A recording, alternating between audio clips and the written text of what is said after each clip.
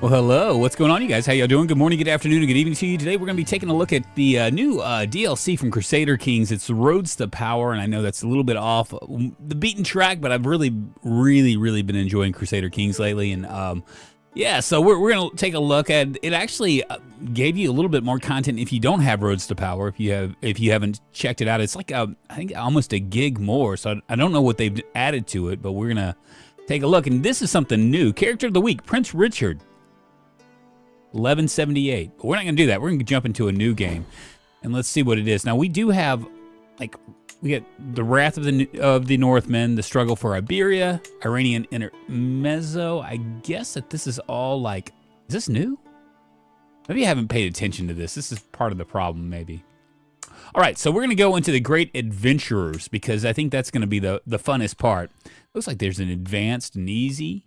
You could start with Count Eudes. In July of 866, the Viking raider Houston slew Eudes' father, Robert the Strong. Mere months later, his mother Adelaide, died giving birth to his brother Robert. The world is cruel and the future might seem uncertain, but their orphan boys are destined to sit on the French throne. Their descendants, the Capets, will rule France for centuries to come. It looks also, I don't know if this is new, but it seemed like before we only had two options, and now we can go all the way up to 1178. Looks like they're giving all sorts of stuff. What's up, Gordon Freeman? How you doing? Yes, KPK, this is what the wait was for. I know everybody's disappointed, but this is what I wanted. Hold on, what was that? Swords of the Faith?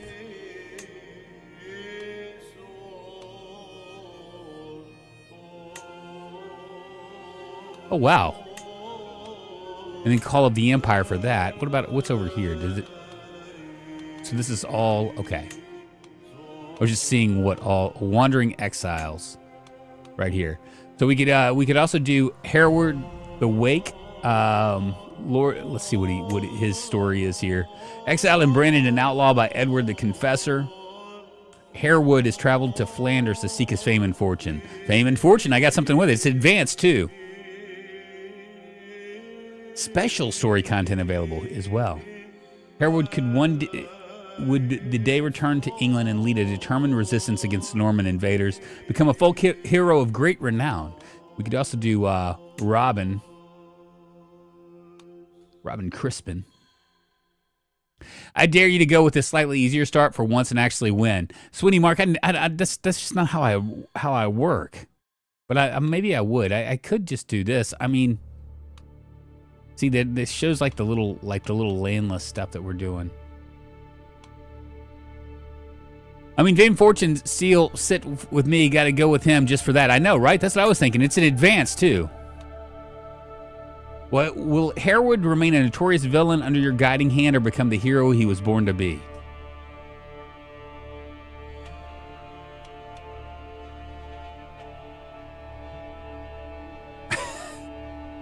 Oh, the game I cannot see without glasses. Don't you worry, I'll read to you, Ian. We're going to go with the advance. I don't know what the hell I'm doing, but what the hell? Why not? I mean, the worst that can happen is I die and I start over, right? All right. Odger Fredrickson is no longer your heir. Let's take a look at this guy. So I got a lot of martial. Prowess is good. I'm not very much of a reader. My intrigue is terrible. My stewardship is okay. My diplomacy is terrible. So all I am is just like one of these guys that just like kind of does stuff. So decision available, create cadet branch. It may be time for my family to abandon the legacy of the House of Oslak and carve its own path in history with me as the head of the new branch of the great dynasty. Okay, let's see what we can do. We can create this. It's time to be your family to abandon the legacy. The effects: you create a cadet branch of your current house. You gain 350 piety or crowns. Requirements: your government allows creation of cadet branches. Okay, yeah, let's go ahead and create it, I guess. That's a major decision. House Carew, whatever that means. Okay.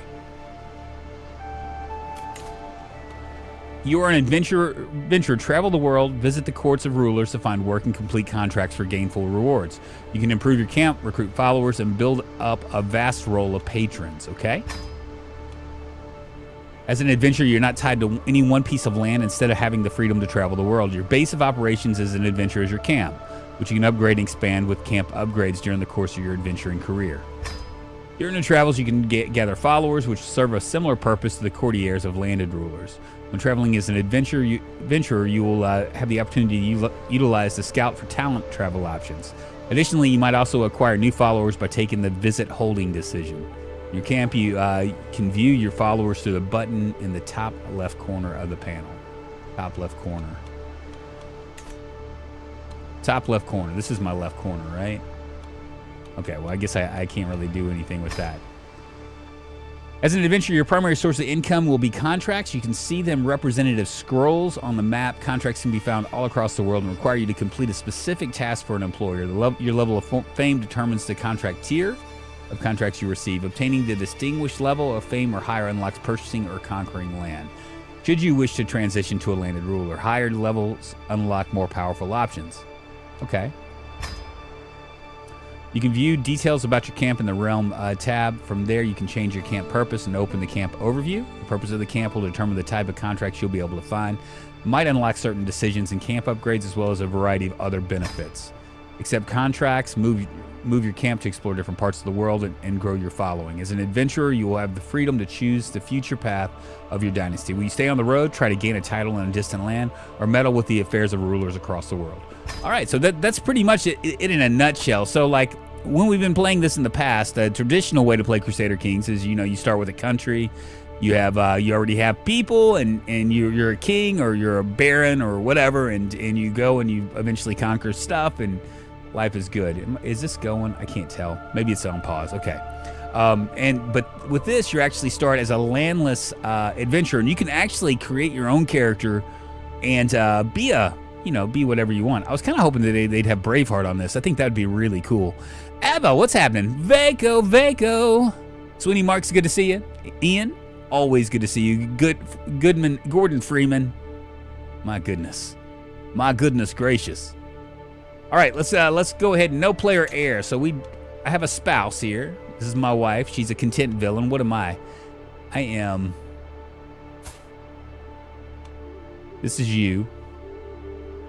Eyes ever watchful for injustice, foreign conquerors and native turncoats alike tremble at the mere mention of your name.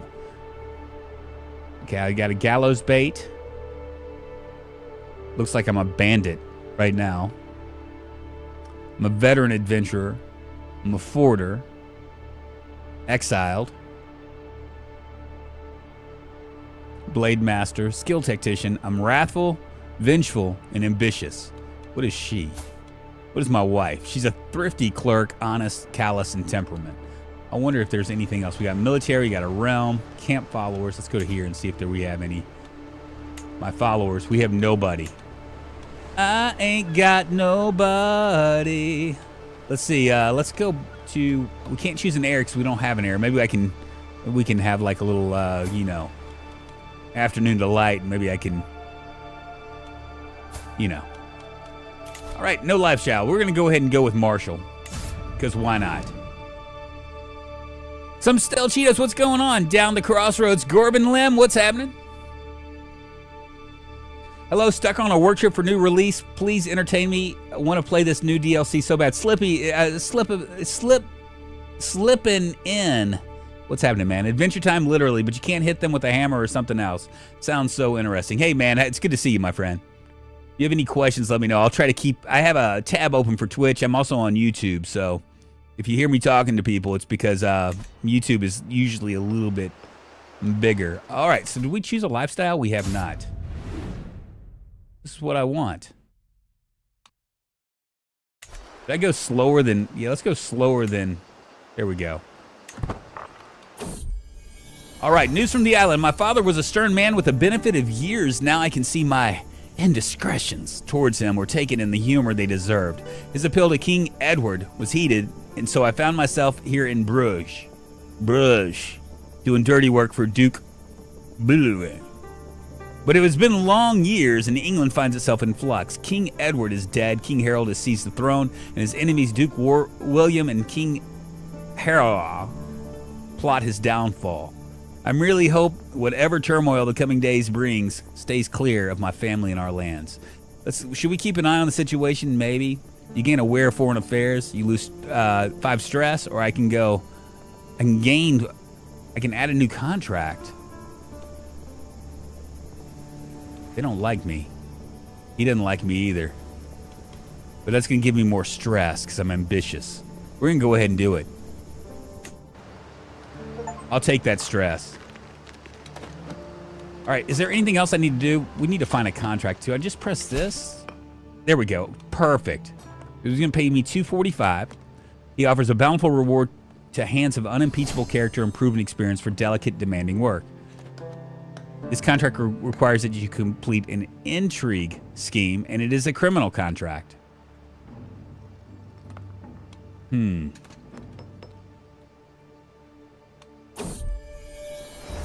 we'll hold off on that.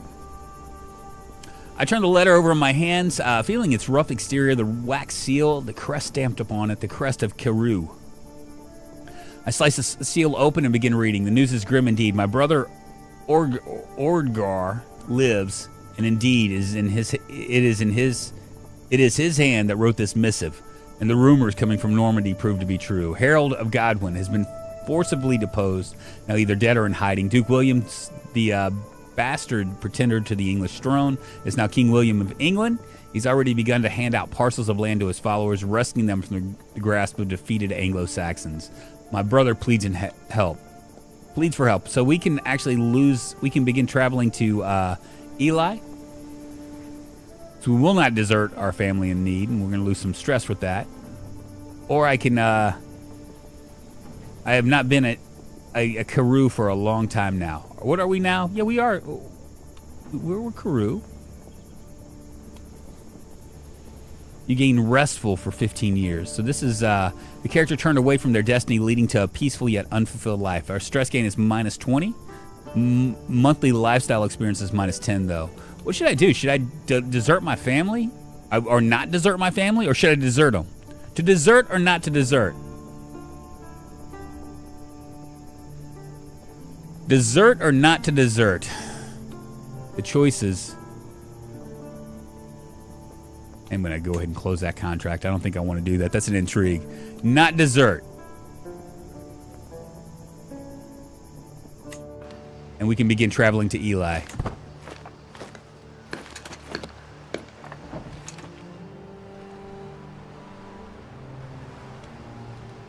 Oh, so these have, like, this is an intrigue. This is a battle. The sea is calm and forgiving today, still as a boulder and a powerful wind is at our back to boot. It seems like it's an easy day for the rowers below, but then I spot the mangled corpse of a ship buried nose first into some jagged rocks just ahead. There doesn't appear to be any survivors, and the rocks would be no trivial things to navigate. Yet I feel compelled to go and investigate this mysterious wreck. Do we investigate? 57%, we can gain 150 crowns and maybe find something valuable. 43%, we find nothing, and we spend 75 crowns. We have 1,100 crowns, so we could actually do this. The goal is to lose your rep as a villain, right? I'm not sure. I think it's to gain. Our rep. The family will hold you back. Cut the ball and chains. That sounds like. Am I triggering? That's an intrigue challenge. So, and we're not very intriguing, I guess. Now, this is going to play out like an RPG, just so you guys know. More so than Crusader Kings actually is. I still think that Crusader Kings is a lot like an RPG. Investigate that for sure. Just as everyone had assumed, there were no survivors of the wreck. However, the closing goods left on the corpses would indicate that this was once a wealth trading ship. Among the wreckage, I see exotic goods and luxurious clothing still intact, save for being a little wet. No doubt these items will fetch a good price. Very good. We gained 15 buckaroos and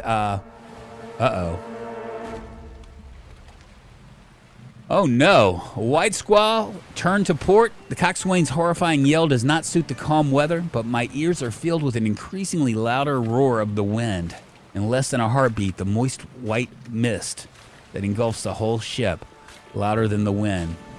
The mainmast cracks and falls overboard, and as sudden as it came, the squall moves on. Our boat lazily rocks on the calm sea, dragging the torn sails and broken oars along.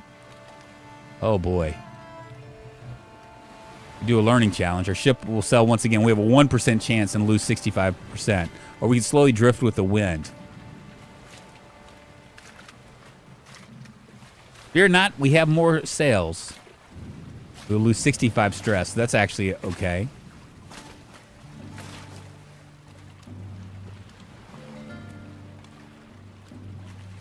I say we just do this.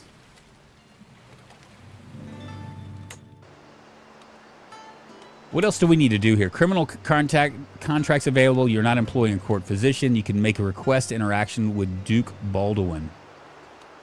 And we have very few knights. Is there a way that, can we maybe, I have 95 buckaroos. I wonder if there's a way to,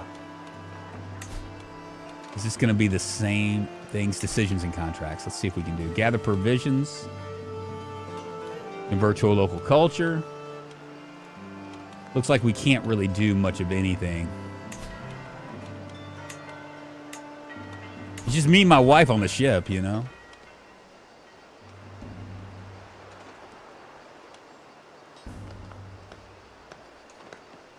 We can become swords for hire. We can become scholars. Obviously, this guy's not really much of a scholar. Freebooters.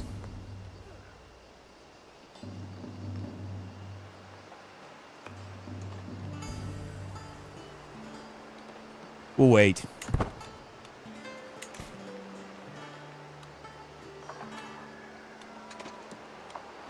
I'm going to see where the story plays before we decide what we're going to do.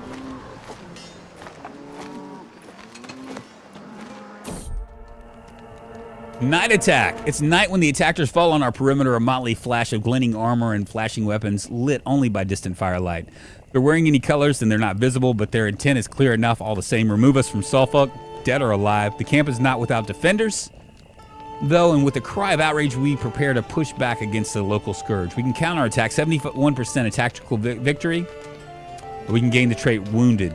I could also do into the fray I go. 64%, that's 71%, or we could hide from the chaos. I don't think that that's going to work. Let's just counterattack. Might as well, right? What are the contracts? I assume rewards for doing bad things. Yeah, for this particular guy, it's rewards for doing bad things. Right now, we're just trying to, we're landless, so we're going to figure out some contracts and stuff, but I want to see what my brother says. The moment I step foot inside my old family grounds, I know something is wrong. A misshapen lump appears through the fog. A thin pole rising above it, one step forward, and my brother's Orgar's head is perched on top of a stake. The rest of his body is in a crumpled, blood-spattered heap below it. Who are you? The voice in an accent I don't recognize startles me. I turn to see a man cleaning bloodstains off the weapon in his hands. Eyebrow raised at my presence. If you're here for the body, I'm not paying you to take it. I look down at my brother's broken, twisted body. I should go ahead and do this, right? You'll die for what you did here. I mean, it's my brother, you know, that's the first thing that I would think of. I could also recover Gar's body unmolested, so I don't have a choice. I'm going to have to do a duel. But I am vengeful. Sweeney Mark. Let's do this. For a few brief moments, Frederick and I pace in lazy half circles, each watching for an opening. I have my sword ready to defend myself. What is he like anyway? Yeah, we're gonna torch his ass.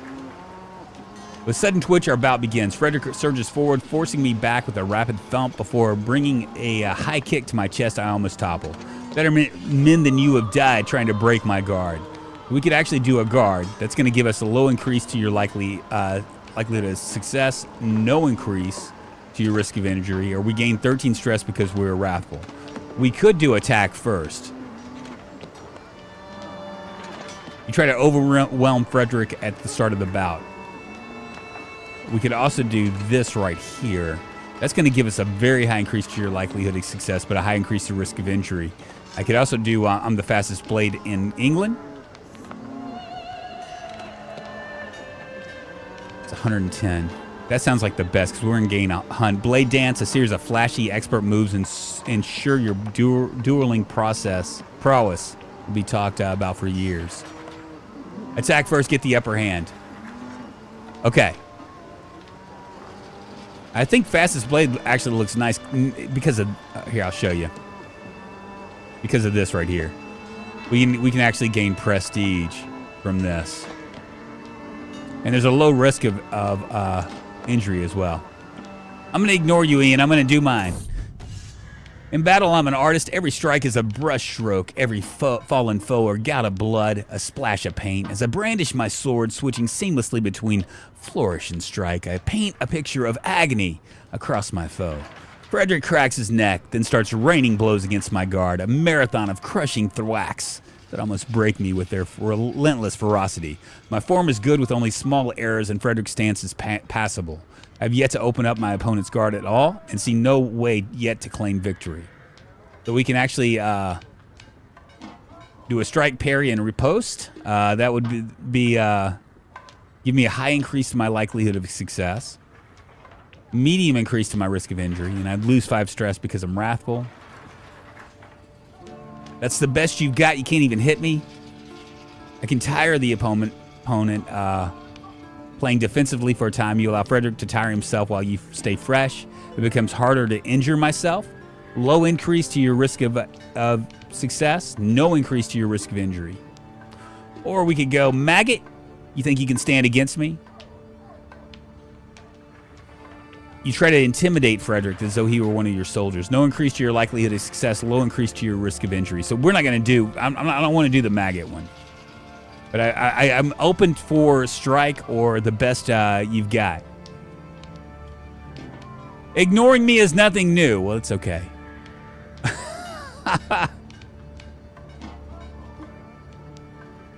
Yes, that's it. No, it's going to give me a low increase, but I can actually tire him out. Time and time again, I backpedal, dodge, and weave, always keeping just within tempting target distance. Soon, Frederick's showing signs of exhaustion. Frederick retaliates with a smooth-flowing series of rapid thumps and crushing thwacks. Each strike forces me back a little more. My form is excellent with little chance for a mistake. And Frederick's stance is formidable. Uh-oh. I have yet to open up my victory's guard at all and see no way to claim victory. We're going to have to do something here. We can either go better men than you have died trying to break my guard. Low increase to your likelihood of success. No increase to your risk of injury. Or I could do, I'll show you how I heft a sword. That's a confident attack with skill and poise. Medium increase to your likelihood of success and low increase to your risk of injury. Or I could go, I'm the fastest blade in England. Again.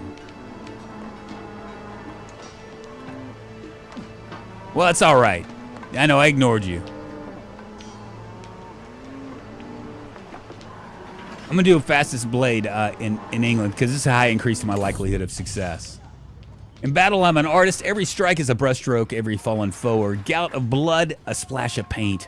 As I brandish my sword, switching seamlessly between flourish and strike, I paint a picture of agony. Blah, blah, blah, blah, blah. We've already read this. My form is excellent with little chance for a mistake, and Frederick's stance is passable. I've yet to open up a victory's guard at all and see no one yet to claim a victory.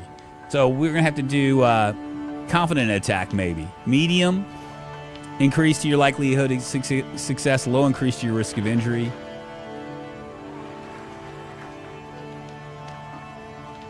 Yeah, we'll do this this time because we've done these two. Victory. Confidence is half of any fight, and I throw out fluidly, quick slashes with all the confidence of the seasoned expert. When I judge the time to be right, I switch up my pattern with a surprise side swipe that takes Frederick right in the belly.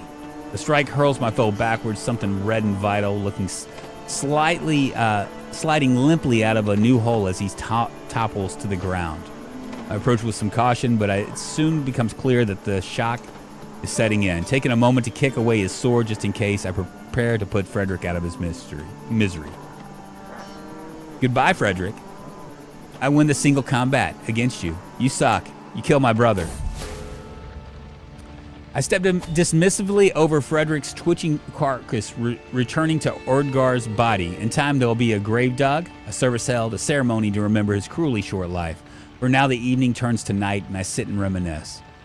He was a peaceful man. It wasn't fair that someone who only wanted to live their life unharmed should have suffered such a fate. Unbidden, a realization springs to mind. Normans. He'd be alive if not for them.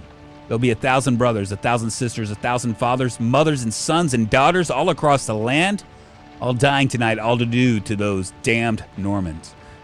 Let's avenge. I really want to do this. We got 15 trade experience in the exile trade. I'll avenge you, brother. This, I promise.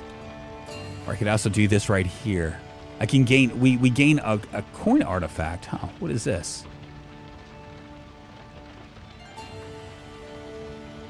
Oh, what do we want to do? We could get the 15 experience, 15 trade experience in the exiled trait, or we could actually gain 15 gold and 50% chance. So I might not even get it. Who is this guy? My nemesis. We'll go ahead and do this. What is the coin do? It didn't say.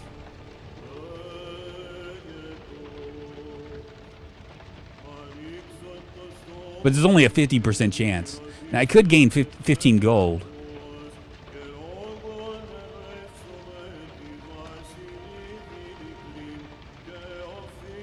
I'm trying to figure out what it would look like. What do you think? This proves the past was the worst.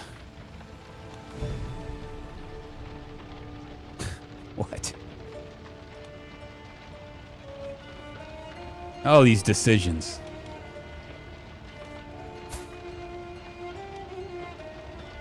He wasn't very good with his sword for sure. He's gregarious, forgiving, and content. How'd that work out for him? Should have been like me. Ambitious, vengeful, and wrathful.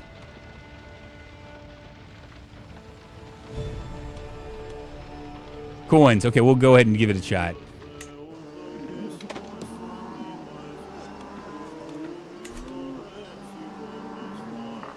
There's intrigue over there. Intrigue. We might go over here to that marshal. Should we, let's see. Moving your camp is a good way of getting more contracts. Gather provisions. Visit church holding. How did I not... Oh, this is the reason.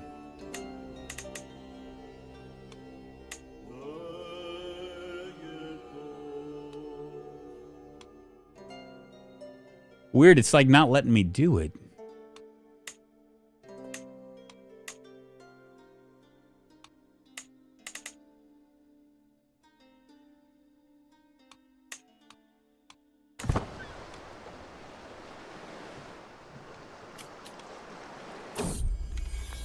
All right. It's been too many years since I last stepped foot on these lands, a step not taken heavily either, for good reason.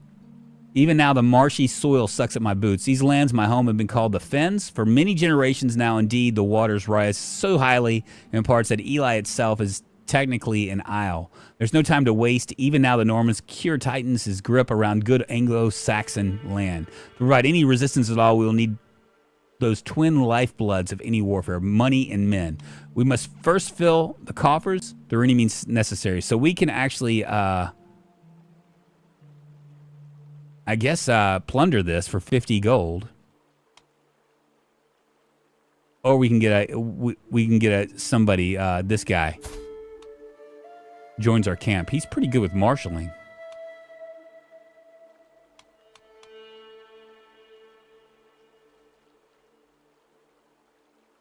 I would say maybe we. What do you think? We should fill our coffers. Yeah, I'm not sure where the provisions are. On here.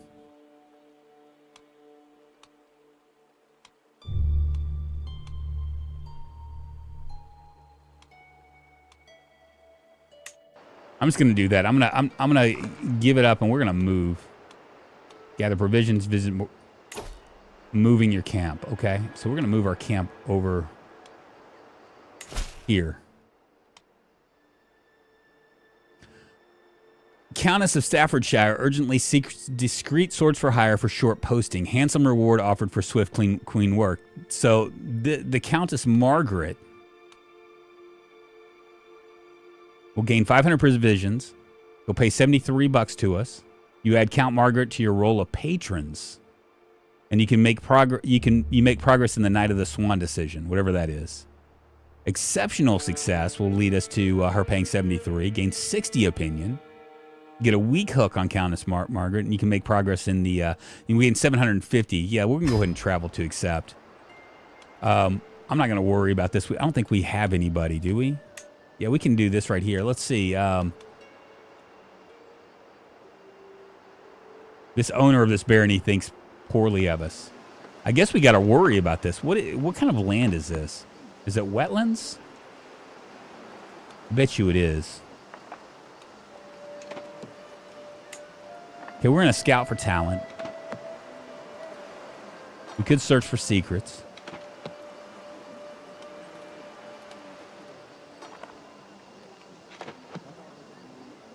Purchase Pathfinder gears. That actually might work out better for us. I think that's wetlands, right?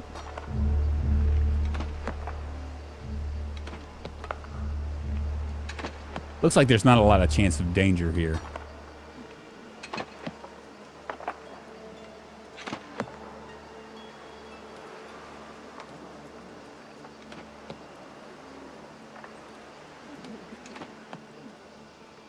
I can only do scout for talent on this. Oh, wait a minute. Can I come over here? Yeah, I can only do scout for talent. Do I have anybody here that I can do? I don't have any followers. I have no prisoners. Now I wonder where my my camp is. Right here? Here we go. So we got a supply tent. Level 2 pavilion. It gives us a medium boost. Maximum number of men at arms regiments. There's 1. Enemy hostile. Okay. Roaring campfire. We can't upgrade it. It's already constructed. Following the sentry, I enter a dimly lit tent next to the supply tent where a bedraggled trio of locals await me. They look nervous as though being here were a risk. One of them stands before giving me a truly awful bow. Greetings, your lordship. Name's Elfgar. The big lad is Herbert. And then we have Wolfgar. We're here to enlist. We're hard workers, at least within our field. And the way we seize it, you could use some help building up your name and lining your pockets. Okay, so here I am.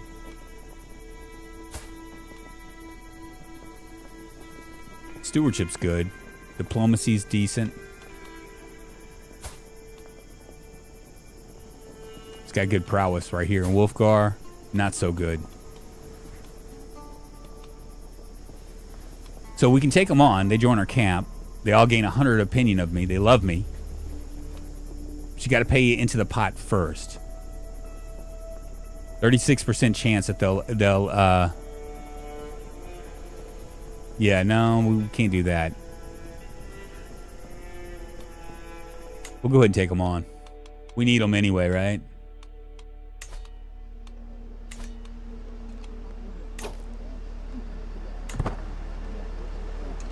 We got to move over here.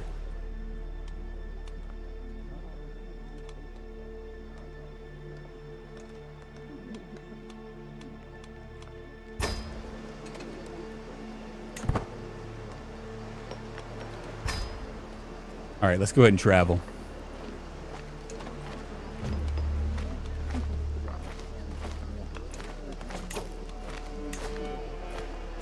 I got followers now. I got a knight. I got 3 knights.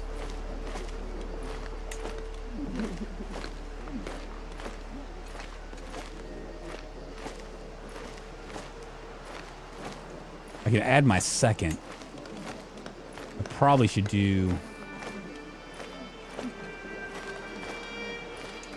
Which one? Not him.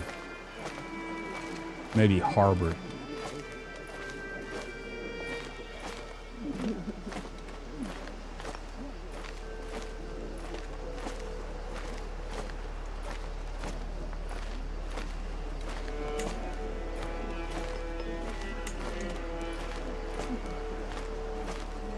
His aptitude is poor. He's got good aptitude though. I wonder why. Wonder what they're looking at. Yeah, we'll go ahead and point Elfgar. Elfgar the Frog, come on down. You're my second. As we continue through Rutland, my eye catches an elaborately decorated tomb amidst a network of common graves. The tomb appears to be cracked open, and just within its mouth I see a glimmer of some unknown treasure. None but my party appear to be around, and surely whomever once owned the contents of this tomb would not cast judgment for me taking what would go otherwise unused. So, because I'm not really good with intrigue, I have only a 28% chance of gaining 50 gold coins.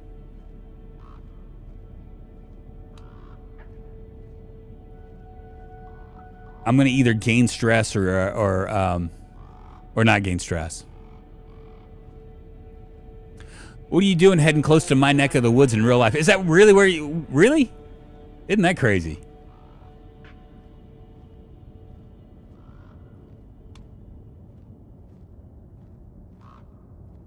So this is this would be a crime, rightful imprisonment with this. I've got a 28% chance. But you know what? There's no honor among thieves. I think I'm going to do it. Maybe not do it. What do you think?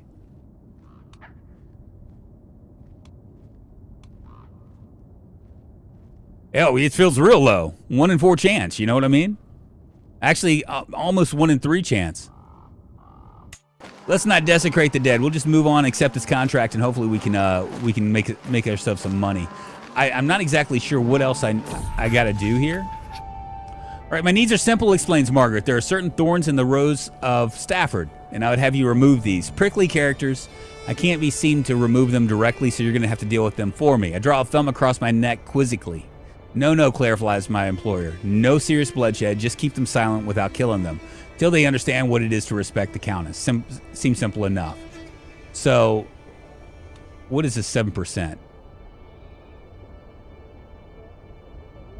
Okay, it starts out as for us to do this.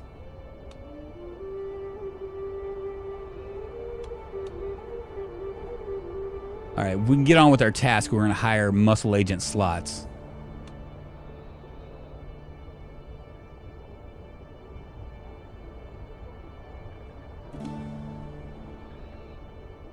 This option adds agent slots that give a balanced range of contributions, okay? This one will add a focus on higher success chance.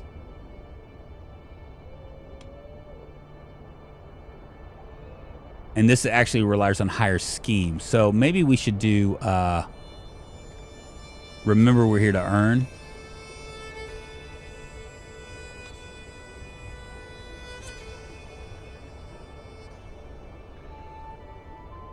Yeah, it's piety. I'm sucking at piety, aren't I?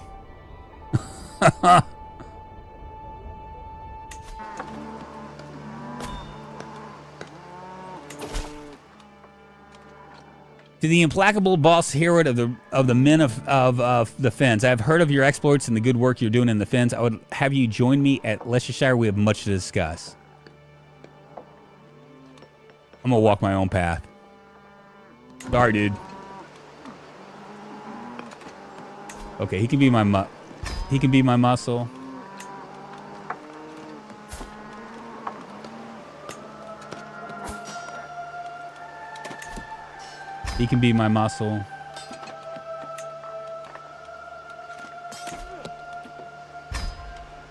Okay, we're doing a phase right now. I don't know what else is going on here.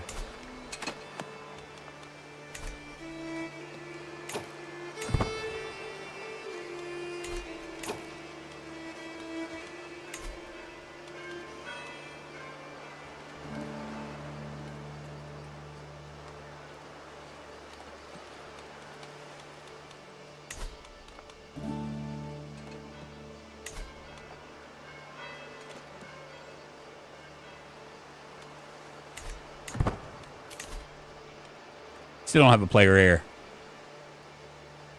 Never get to pause when you're unsure. Yeah. We're rolling pretty slowly right now.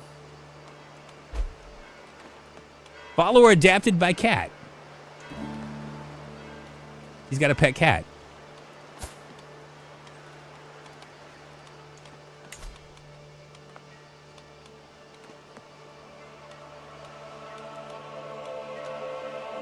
We have a very small army.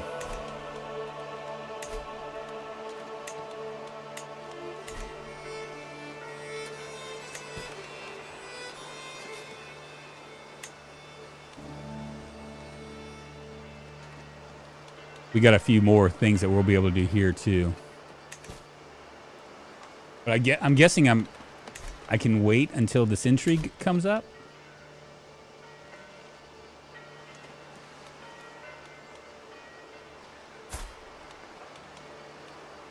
And she must be sick. Oh yeah, she is sick.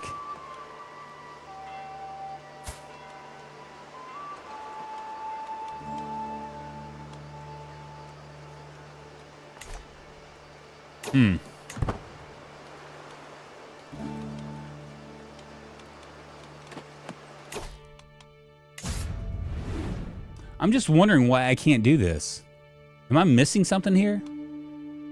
Ah, here we go. There we go. Perfect. Okay, now I see it.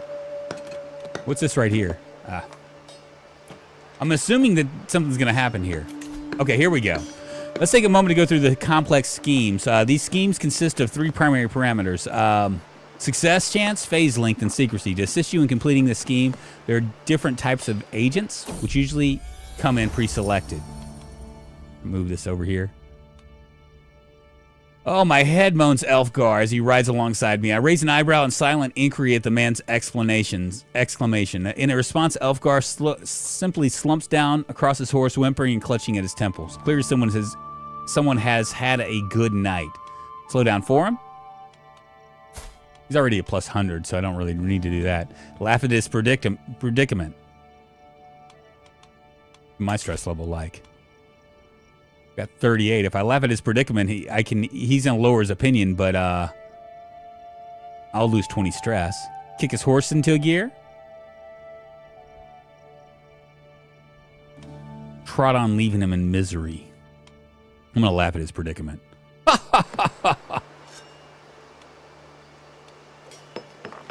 Now, let's keep looking at this right here. There are different types of agents. You usually come in pre-selected groups. Take a look at this.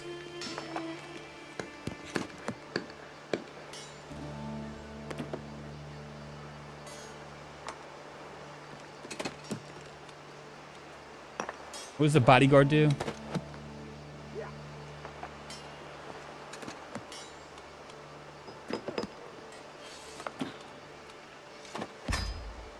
Each scheme has an associated scheme potential. This potential can be increased through use of agents and serve as a hard limit for maximum success chance. All right, so I understand the schemes. I'm just wondering.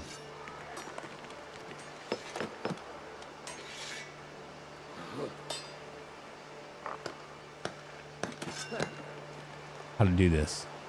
A complex scheme has a certain level of secrecy attached to it. There's a value that represents how likely it is for a scheme to be discovered. When starting a scheme, it will have a grace period of a few months during which it cannot be discovered under any circumstance. After this period, the scheme is at risk of being discovered through scheme breaches.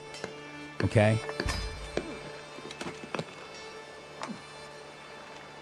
Can I execute it yet? I can.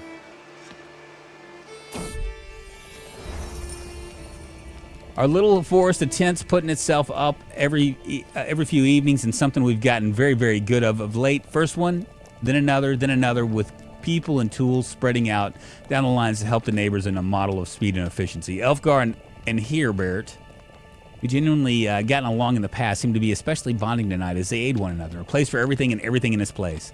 You need another hand. We do that, he's going to gain stuff. I'm going to gain 25 stress, though, so I'm not going to do that. Don't like that. Move them apart. I could just do this right here. Good to see those two together. They gain lots of good opinions. They have like lots of love. It's like a kumbaya moment. Kick his horse sounded good. Lose some opinion with him, but gain it with everyone else. Well, everybody else is at 100, so it didn't really matter. But I think I'm going to do this right here. Let's keep looking at this. Different agent types favor different skills. For instance, an infiltrator benefits from intrigue and diplomacy in addition to certain traits. Once you feel confident that you've plotted enough, it may be time to consider executing your scheme. To do this, you can leverage 5, 10, 15, or 20 of your accrued advantages. Further, if you suspect someone is scheming against you, it might be worthwhile to change your active countermeasure focus to avoid any potential mishaps. Okay, so let's go ahead and do this, because I think that's as high as it's going to go.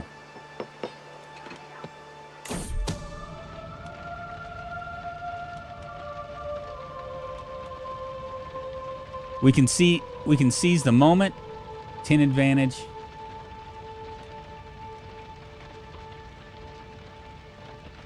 I need 5 key advantages. I don't know what that is.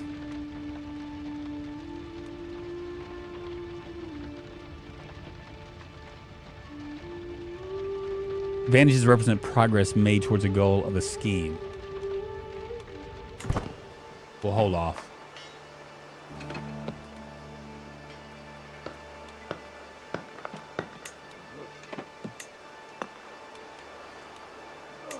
Too bad we can't hire somebody else. We just don't have enough people right now.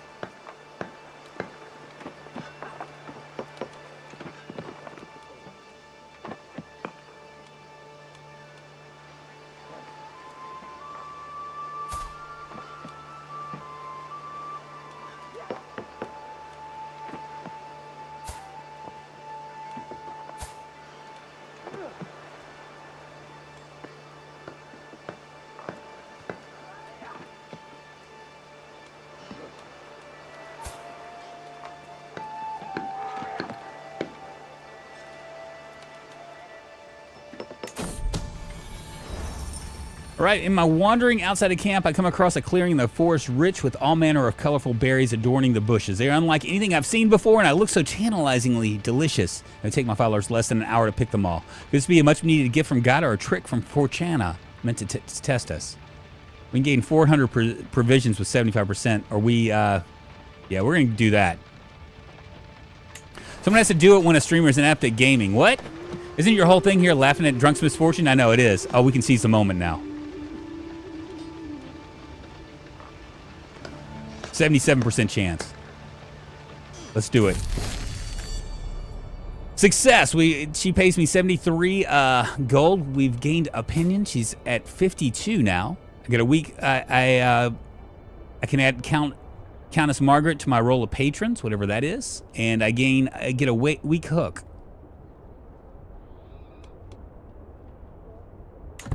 Very nice.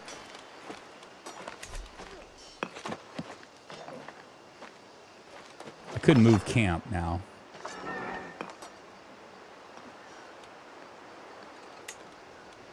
What is this contract? Dissidents of the Earl is fed up with Duke Eden of Mercia's rule. He sends open invitations for all who oppose. What is he at? He's a minus 43. You add Earl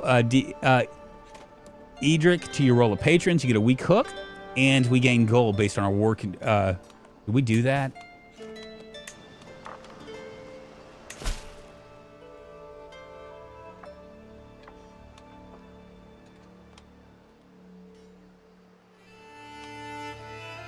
Be warned that we are experiencing a plague of petty theft. Take a firm club with you when you walk the streets and stay indoors after dark. The Count will deal with these reprobates.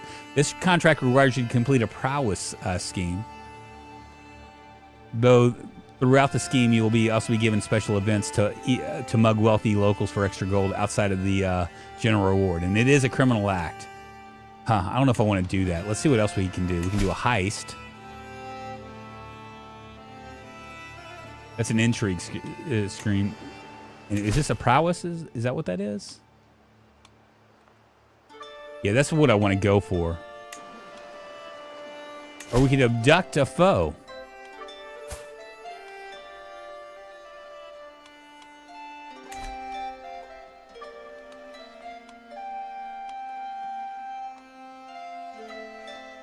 But it's an intrigue, so we'll go with the mug. I don't even know where we're headed. Oh, we're headed all the way back overseas. Maybe you can use the hook to make room in that kingdom in a bit? Yeah, maybe so. Provision stocks. Oh, yeah, look at that. 2417. So we are building our stuff up here. And this is all about finding contracts. If work has dried up in your local area, you seek more exciting employment. Moving your camp is the easiest way to find a slew of fresh contacts.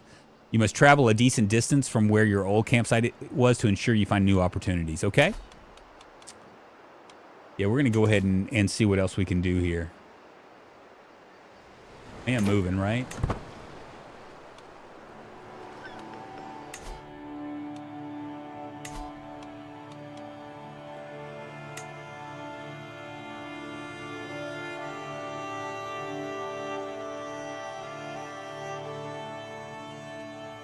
$180 gold. I could upgrade to that. What about the pavilion?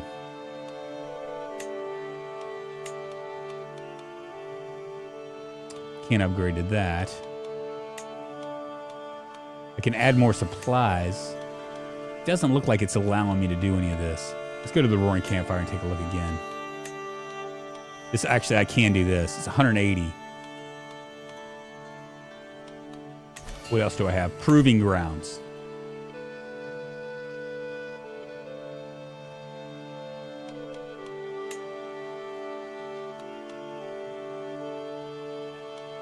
I think the Roaring Fire is the way to go because we need more officers and stuff. 180, so we'll go ahead and upgrade that. Where'd my guy go?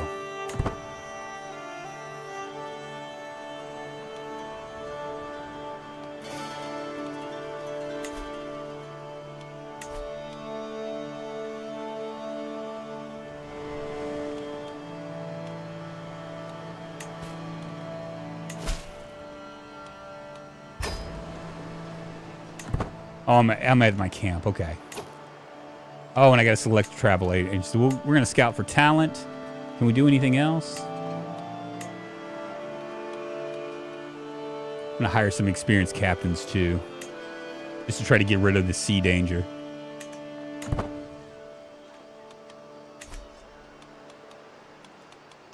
You can make a request interaction with Countess Margaret by doing that. And we have some contracts that are available as well.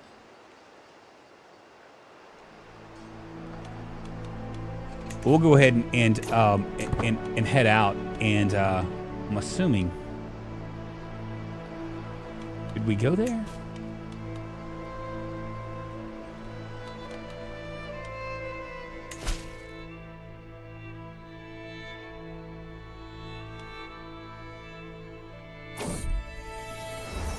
I'm interrupted from my stroll near the smithy tent by an approach of a nervous stranger, a man who introduces himself as Yisrael, and is clearly as alien to Eli as I. Lord, I find myself ill at ease in these lands, and I had hoped that so worldly a man as yourself might prove willing to take a homeless rabbinist.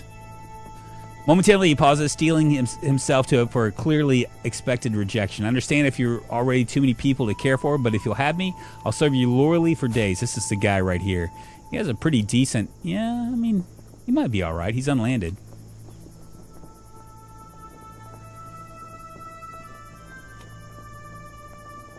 He becomes my friend. Absolutely. You made a friend. You got a friend in me. With Yisrael. He's kind of crazy looking. He looks like a rock star, kind of. You got a friend in me. Should we do this instead?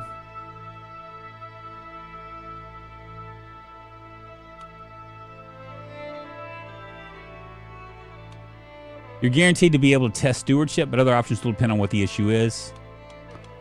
That's stewardship. I don't think I'm very good with stewardship, am I? I'm okay.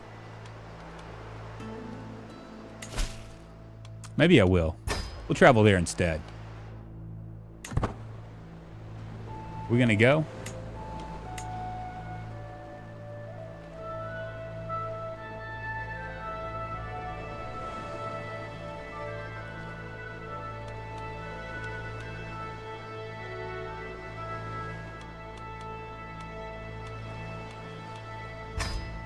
There we go, we'll go.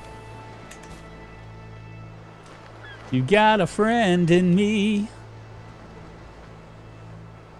I'm just kind of wondering what this is all gonna what this is all gonna be like.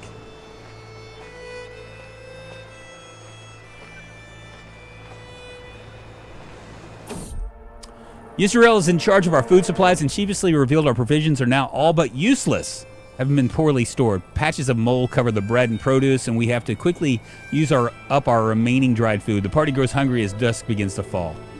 Just a bit of mold. We lose 200 provisions, 40% chance that we get ill. We have a learning challenge. 4% chance that I die. I could also do this right here.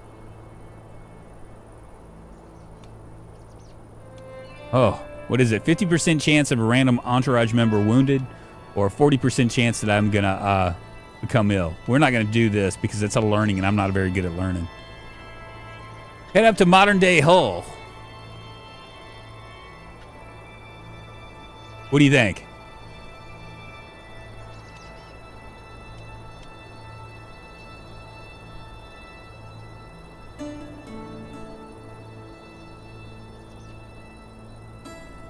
Yeah, well, see, the problem isn't the 4 chance of, I mean, I joke about the 4% chance of dying, but really, look, there's 86% you find some forage, and nothing happens. Yeah, that's actually better. But we could die. We're going to take a chance. What are the chances? The answer is not much. All right, here we go.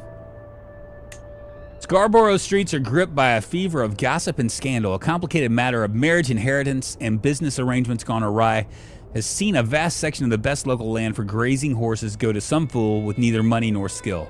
Consequently, the local magnates are threatening to tear each other to pieces over how to and who should split the land. Reeve Ebald is at pains to let us know that our coin depends on calming the situation quickly and quietly. I think I can resolve this. You work out a suitable compromise. That's 50%.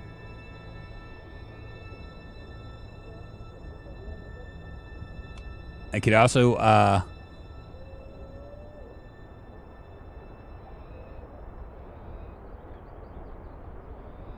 okay, so if I do this, right? I do a stewardship challenge. I'm going to get a 50% chance to do something, or a 50% chance to lose. So just like a coin toss.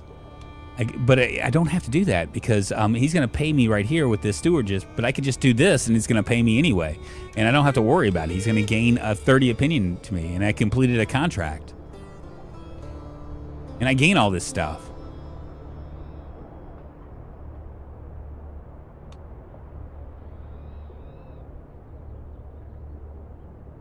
Ooh, I gained 75 stress for that, but I gained 500 provisions for this. And this right here,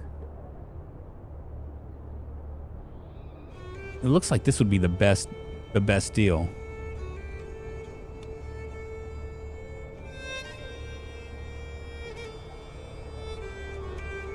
Just don't know if I want to gain that much stress.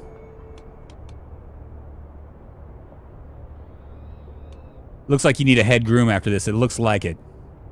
So let's, let me see, pays, I think I'm going to go to pasture, I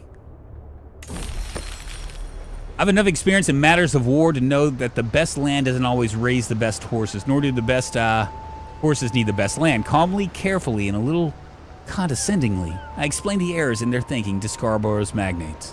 You are reluctant to listen. At first, land is still land after all, but a good argument always wins through in the end. Reeve Ebald seems to more than pleased with our resolution and gleefully hands over his coin. Another happy patron. And the travel's rerouted back to home. Cool. And we got some glory out of it. A little fame. What's so funny about? A figure stumbles into camp, dirty and tired, clearly in need of a square meal. His name is Elfston, he says. There's a lot more like me gestures off in the distance. All of us left to rot after every petty conflict ends.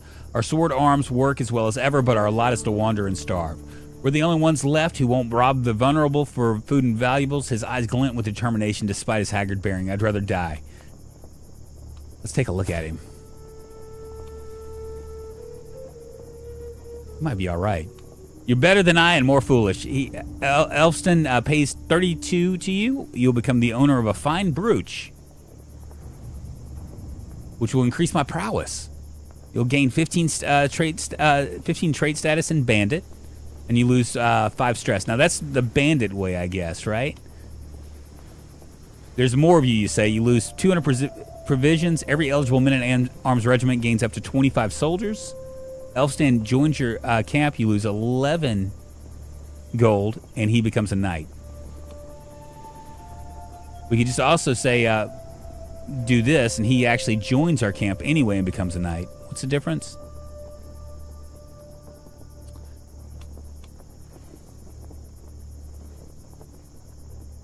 Friends to old soldiers. It's going to give me a martial +1. Where am I right now? My martial skill is like just through the roof.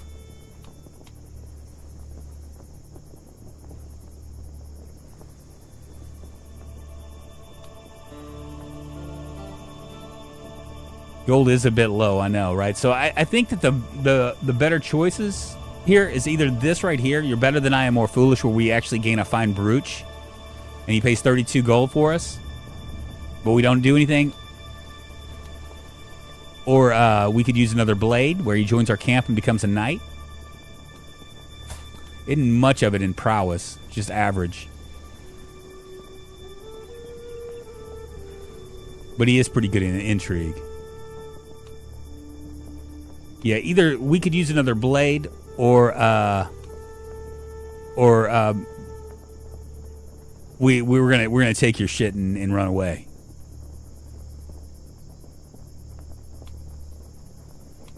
I think we could use another blade. Elfstan the Petulant. What do you think?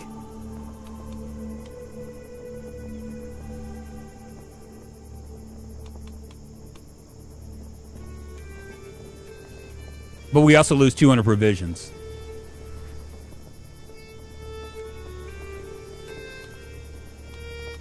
Now I only think I have 1 men-at-arms regiment, right?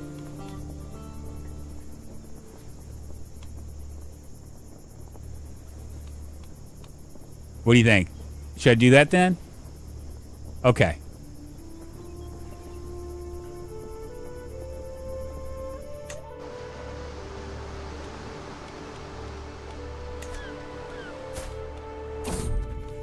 All right. Cyril, the local captain, and a few of his officers greet me as my entourage enters the military camps of Lindsay. I quickly dismount, eager to inspect the local barracks, positively brimming with activity. I'm not appreciating the organized chaos I am observing. Now, what would my lord want to do next? Cyril looks at me expectantly. I wouldn't mind some sparring. I could spar with the troops. That's a 91% chance of my martial increasing by 1, which is good. Learning challenge, which I'm not going to do because I'm not very smart. We'll do some sparring. Didn't seem like it's much of a choice.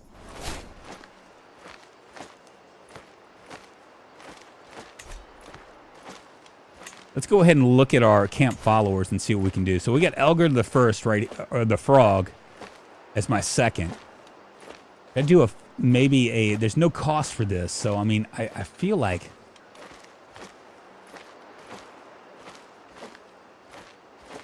let's see if we have, all these are poor, so we're not gonna even worry about this. Caravan Master maybe? Yisrael is good.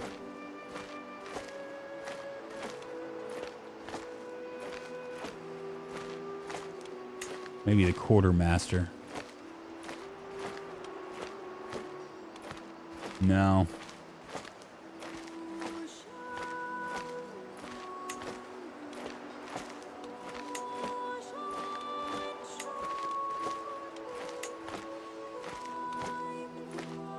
All right, so none of this are I don't have to really worry about cost. I think I'm going to go over here and put him on Quartermaster. That's going to increase our speed. Or Caravan Master, or should I go here instead?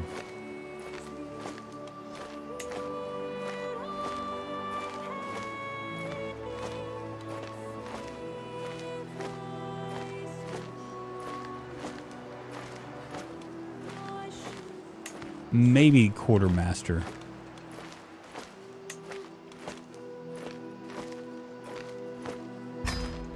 We'll point him there.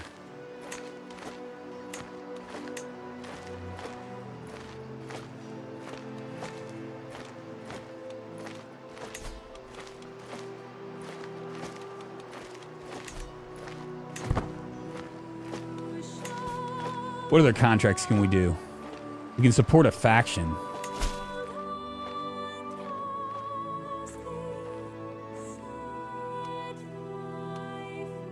Requires us to join a faction, though.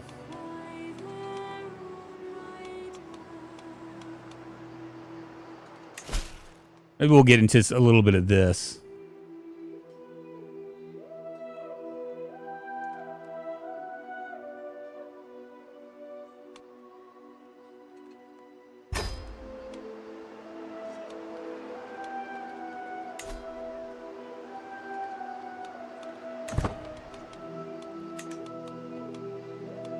Feel funny about that because it's something. You do need to up your gold though. 0.01 is not enough. I'm just wondering if there's, other than contracts, there's really not much I can do because I'm landless. You know what I'm saying? He didn't like me anyway. What just happened? He die?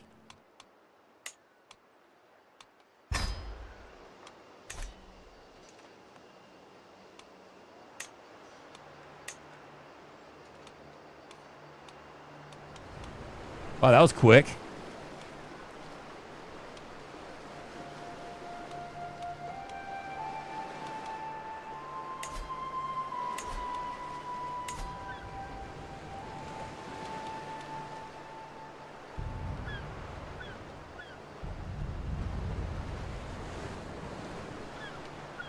We could do a, we also do a hunt.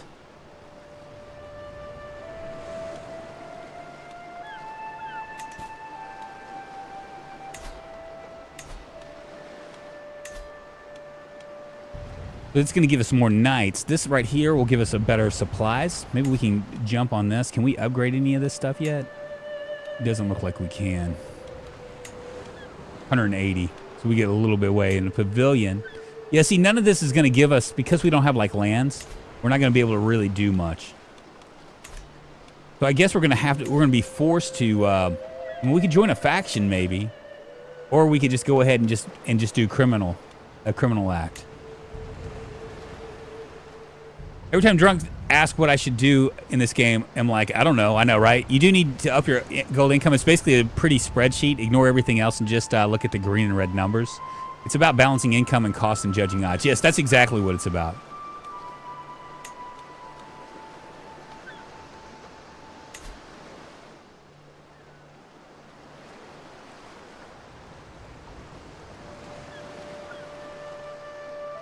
Oh, look, we could rent for a...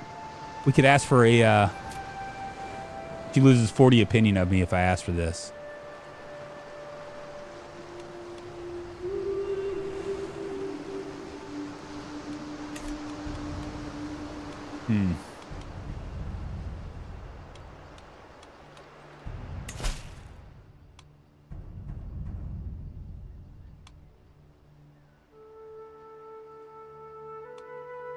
He's up here.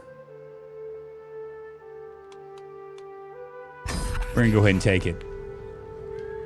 Support a faction. Armed contingent under the banner of Earl Edric of Shropshire visits my camp. Greetings, Boss Hereward. It is said you're curious of our cause, and so we come to speak of our foe, our worthless Duke Edwin of Mercia. He grips the throat of our realm. He strangles the nobility with a mass power. It's intolerable, and he is simple. Spits a lead knight, extending a hand. Will you join us? Okay, so we can't get it land until we're at least illustrious. We could join.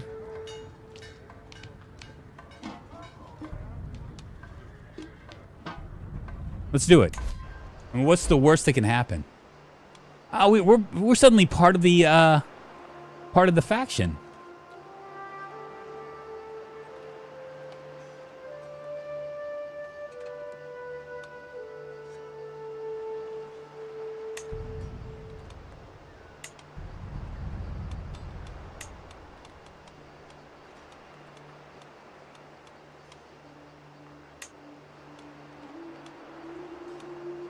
Yeah, we can't force them.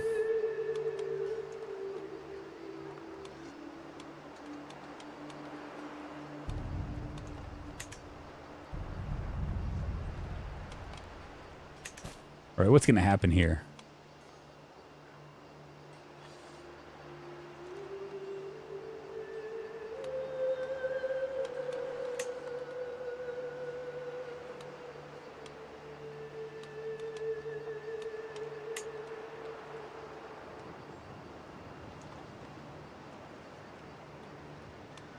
All right, let's go ahead and press demands. We get to see what it's like to, what's going to happen here.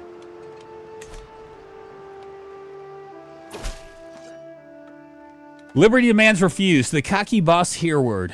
Your ridiculous attempt at intimidation will never succeed. I'm your liege. You miserable bunch of traitors shall learn your place on the battlefield. Then war it is.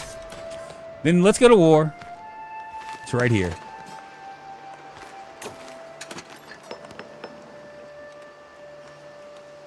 Ooh, they have a lot of people.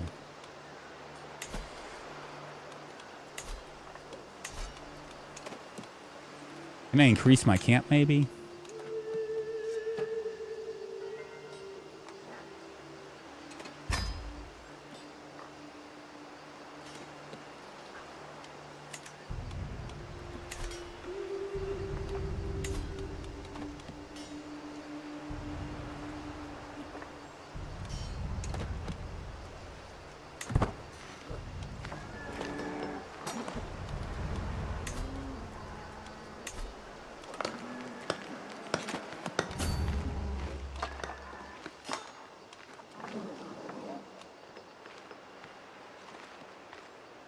This is where we're headed. As we trudge down the road, a building hoves into view. The battered sign outside reads the Scarlet Queen Inn. No luck here tonight. We barely got room for our current lodgers, let alone anyone new. Inside, the innkeeper shakes his head dismissively, and especially not you ragtag types. Ragtag? Who is he calling ragtag? I'm afraid I absolutely require lodging. Surely we can come to an arrangement. We can lose 15 gold, which we don't know. We gain comfortable trappings for 10 years. We can gain 25 stress.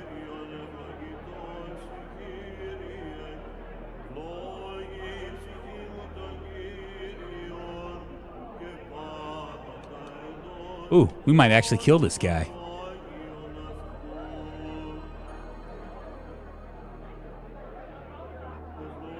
What's the difference between an earl and a duke? Well, dukes own duchies. Earl is a baron, so a duke is bigger than an earl, I think. I'm gonna threaten him. What I thought.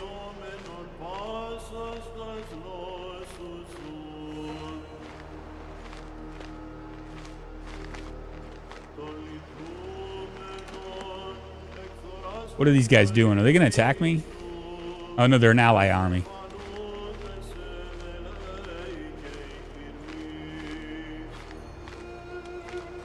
Wonderful.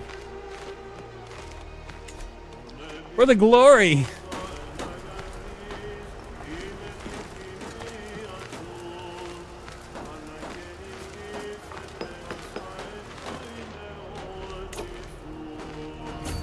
I think this is actually where I need to go, right? Yeah, Duchy of Mercia. We'll go ahead and start pulling down the stuff.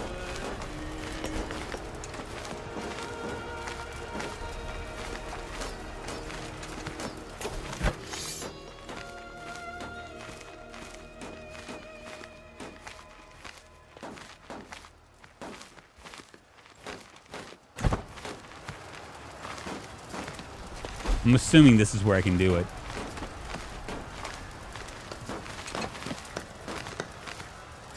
There we go. Perfect. We're losing people. Barons are like landlords. Earls are a level above that. Dukes are bordering on royalty, owning entire territories. Yeah, so Duke, that's where they get the duchy. You know what I mean? So like, you know, like these things right here, when you look at this, this is a duchy, I think. All of this, because you have barons, which are like the small areas. These are where they actually have governors. Up. I sit by the edge of the proving grounds, letting the sounds and smells of the camp wash over me. It's different from a life within the safe walls of a palace. So very different. The freedom is easy to enjoy. No obligations, no counselors yapping, no dignitaries to entertain, none of the downsides of the trappings of power. Yet these freedoms are dearly purchased. The constant scraping for survival wears thin. Increasingly, every night I yearn for a proper bed. I must claim some lands in the future. We gain lust for land for 35 years, +1 in martial. I quite enjoy this life. You can be a wanderer, but I think I'm going to do this right here. Best to keep my options open. What would the flexible leader get? I think I want to do this.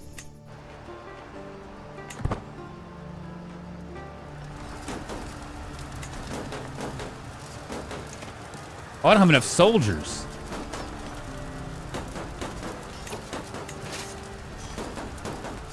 Fine, we'll come over here.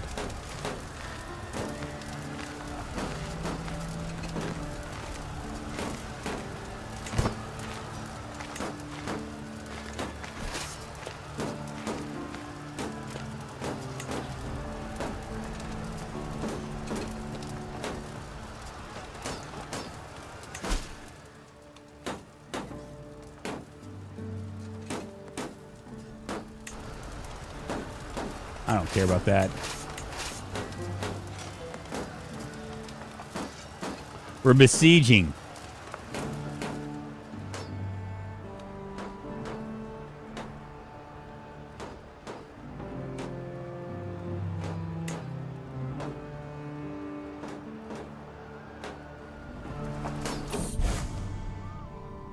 Duchess Matilda of Tuscany has announced to the world that she and her vassals have converted to Mandeism. Having become disillusioned with the teachings of the Catholic priests, the nobles of Tuscany no longer consider the clergy to be righteous and true. As Mandeans, they believe their new faith properly aligns with the will of the First Light, and they are distancing themselves from the former religious institutions. What twisted mockery of faith is this? We're gonna just keep it like that. Oof! I find myself making such noises when. How fast am I going? I'm going a little bit too fast. When sitting down at the campfire in the evening now, the elders always talk about how that happens when you get older, but I'm only 25. No such as the wear and tear of a life lived rough. I can see the toll it takes on the others, too. Elfgar wincers a bit as he slumps down next to me. That inn we passed has many spare beds. We can lose 15 gold. That's not going to be enough. You lose 30 stress. Every follower gains 15 opinion. We get well and rested. We can't do that. We must soldier on. I'll go ahead and do that. We're going to lose money, but hopefully we're like going to eventually... We're besieging this place. I don't know what that means, really. Cool.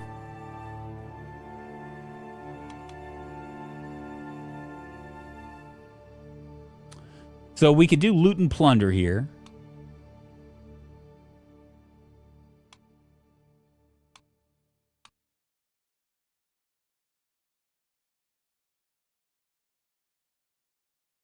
We're gonna go Stalwart Warrior. We're really working on our prowess and stuff. I don't know if this is gonna do anything. Looks like you're making progress. Well, kind of, sort of. I'm kind of floundering a little bit, to be honest with you, but yeah. 57 days left. Hopefully we can get some loot. There's 26. I think there's a few of us here. We can't loot the main thing, so how's the war progress going? Looks like 0%.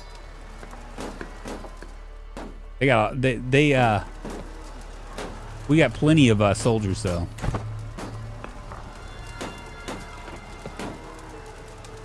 I am gonna need money eventually. I might have to go into criminal acts.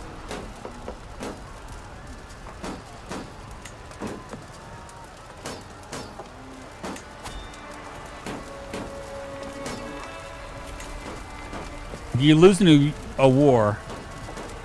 Are we losing the war? You may tip the scales in your favor by hiring mercenaries. Yeah, I can't do that. But we can do this.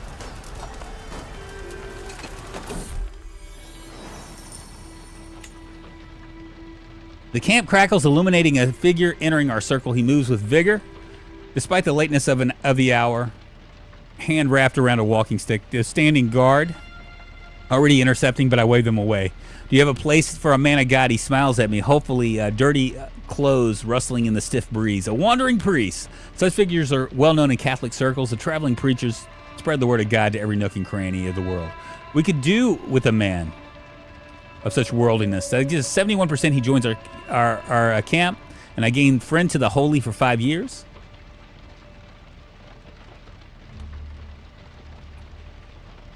I can also gain the trait Traveler.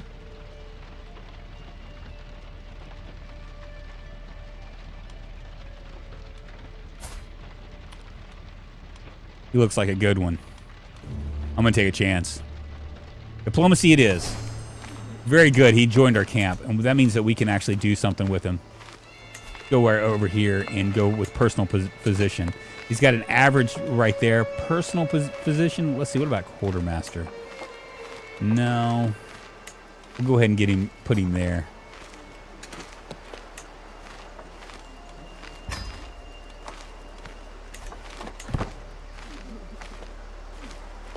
I don't think we gained anything from this.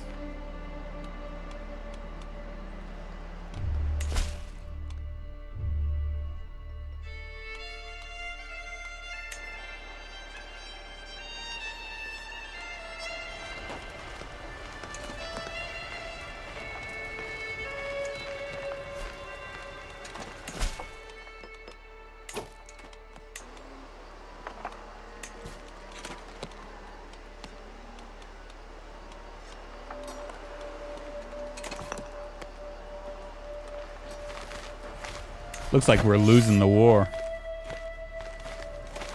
This might have been a bad deal.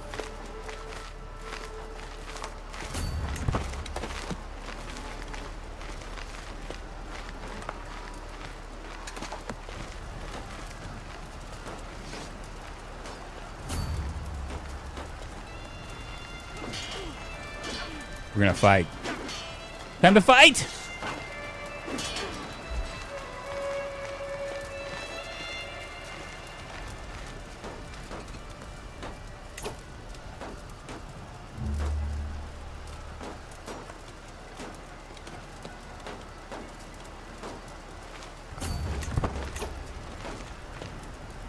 Still no player error. You need piety. Well, I mean, apparently I don't need too much piety. I don't know how the piety works with this particular thing. Oh, look. Did we... Did they... Oh, no.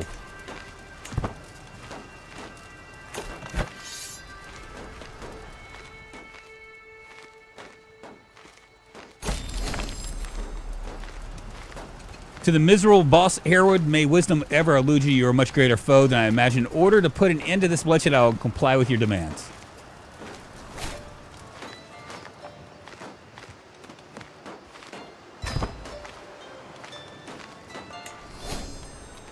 Cool. We gained an excelled at contract. What does that mean? We disband our army? How do we disband our army?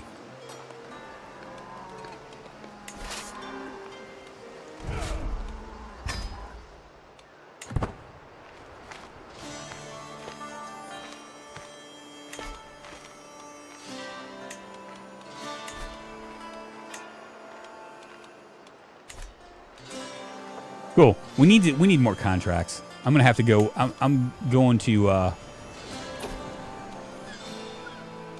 don't think so.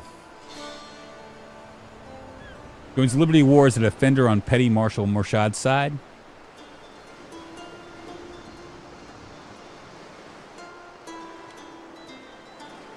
I guess we could do this.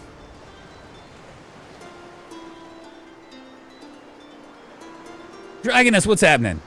How's the day treating you? Pretty good, pretty good. We're just testing out this thing. Will you be streaming for a while? I kind of need to go make some dinner, but I'm digging this and don't want to miss it.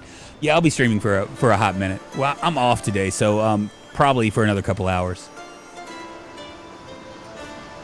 Should we join this, or should we... I mean, we could. I wonder where he is. He's way over here.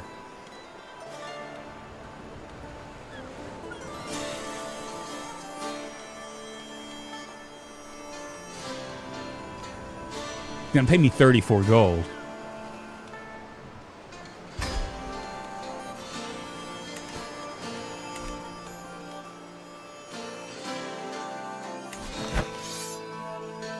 That's way over there.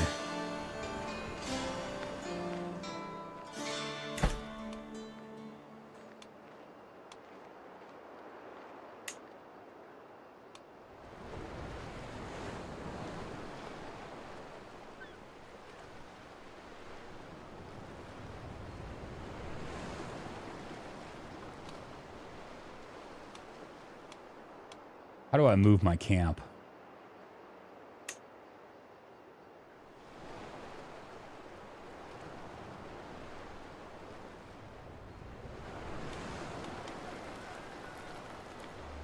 I wonder if I can just move over here.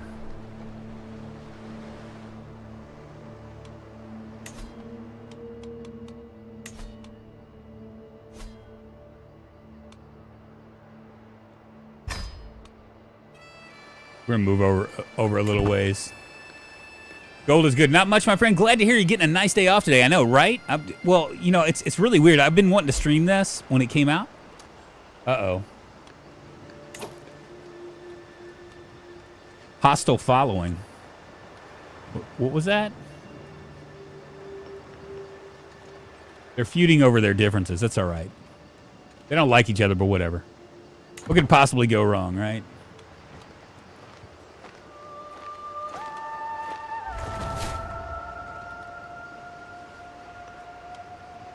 All right, so we're in Shrewsbury now. And I guess we'll go ahead and pick up our army, I suppose. Raise all army. Right?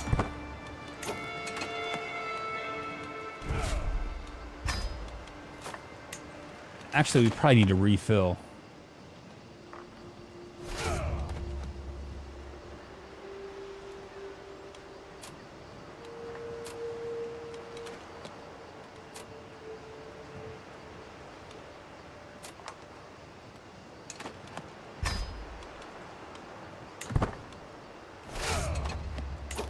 Beautiful.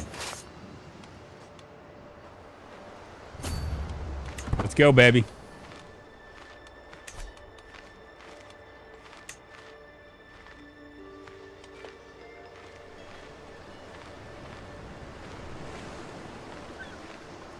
One of my best friends lives in Shrewsbury. Isn't that crazy? We need more provisions, but I'm going to worry about this first. You have 2 hooks on 2 different people. Yeah, it's pretty nice. So that's a good thing.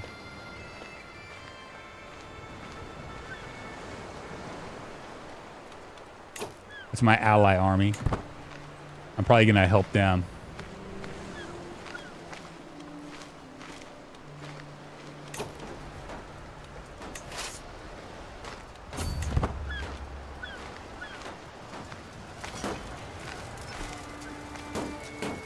We'll go ahead and do this. We got 8 months of this. I can just sit on this. We can siege this up and win this war real quick, like.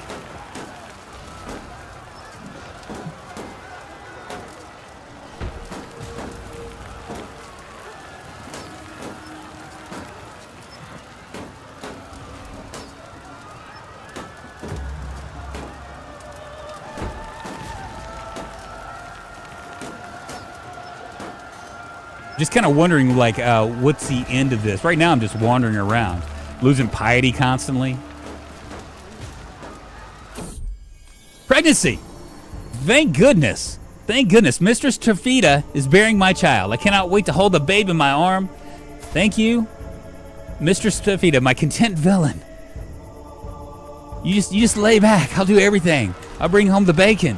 Fry it up in a pan.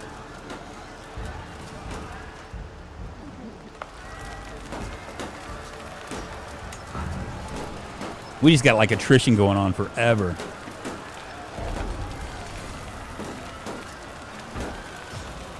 I guess I can't really loot anything. They're not giving me any loot. Look at this, man. They are just sieging the motherfucker out of this thing. A catapult. Grave news has reached me. Well, it's not known who. Someone is plotting to kill me. Who could possibly be wanting to kill me? I'm about to have a kid.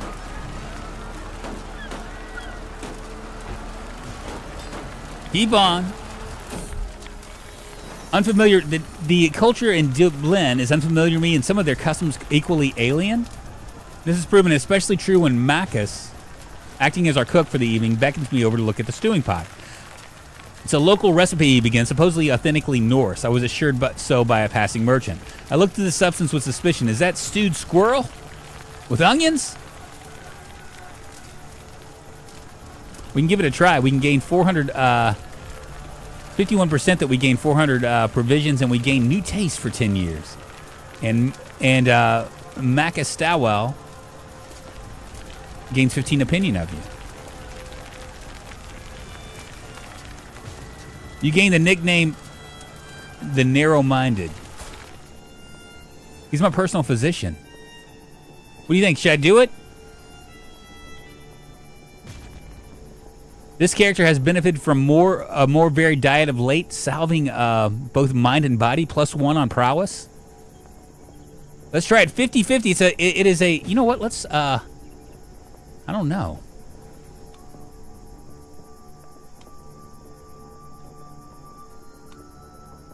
Foreign provisions. We're gonna do it. You gain 20 stress. It didn't help me. A punter's chance. I lost. 9 days left. There we go. We won the war. You fought well in my wars. You earned every coin we agreed on. I recommend my service in the future.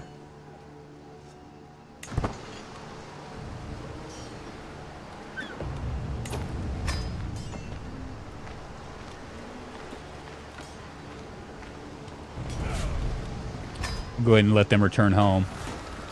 We need provisions. I could gather provisions.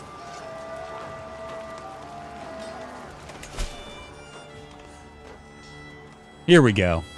Your countess reminds you, like, she actually has a +63, so, oh, this is a criminal contract. That's all right. We can wrestle some animals.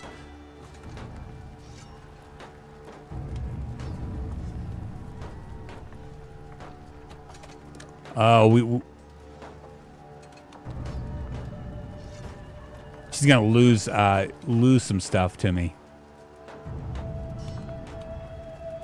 Don't know if I want to do that.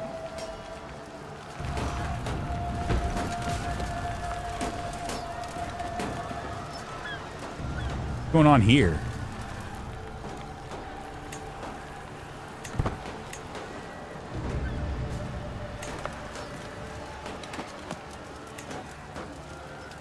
Do we have any other things that we can do here?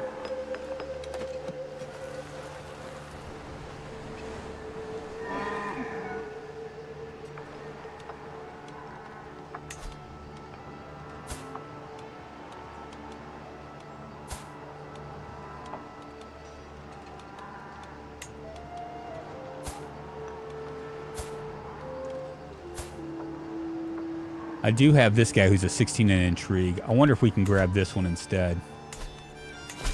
Is this a criminal contract?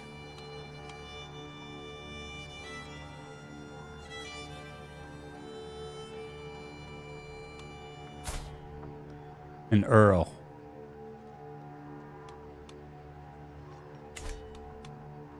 Go ahead and travel.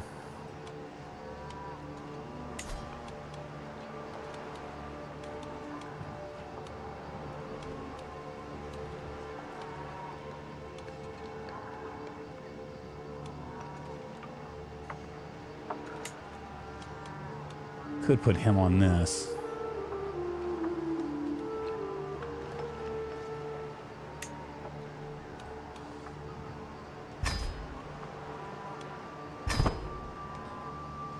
Maybe we'll get lucky. With enough hooks, I assume you'll be able to get a province or something. Maybe I have to get, like, I think I have to get my my renown up. I gotta be right now. I'm just kind of like obscure. I need my renown to go up. I'm not exactly sure how to build up a renown. But this might be a good start. Earl Thomas's suspicions lie upon his wife, Countess Wolfred, so I find myself stalking her through the halls of a church. She is clearly deep in counsel with herself. I chant some more steps, hiding from a jutting wall. I can almost hear her whispered words, whether they're a confession to God or just muttering. I can't help but make it out.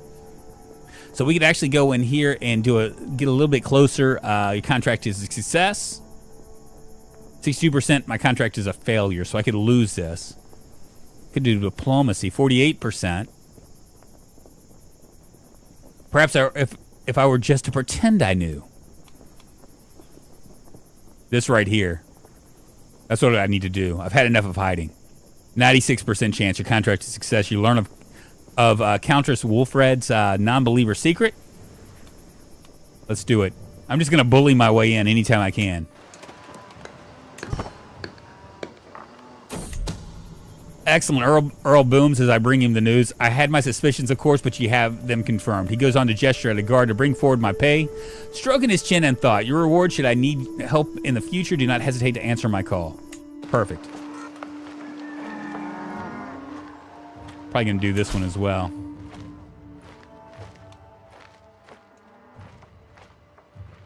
An intrigue scheme.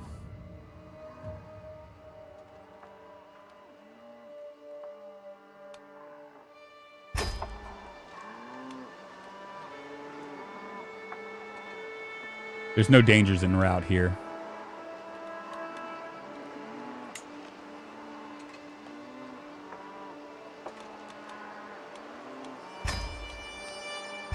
Go ahead and accept that contract as well.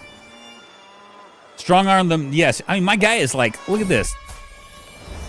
Look at my guy. He's 30 in martial and 31 in prowess. I mean, he is a monster. He can like, he can like, he could be like Goliath, you know? What's up, little girl? You can increase your renown by doing work for the landed people or for participating in their wars as hired arms. Okay, so I'm slowly but surely doing that. Rounding a little cluster of tents as I leave my pavilion, I come across a gaggle of followers having dinner around a small hearth. Curiously, both Elfstan and Elfgar are amongst them, neither of whom particularly enjoy one another's company. Before I have time to ponder such a strange quirk of seating, Elfgar mutters something inaudible, only for a whisper to send Elfstan into a blind rage.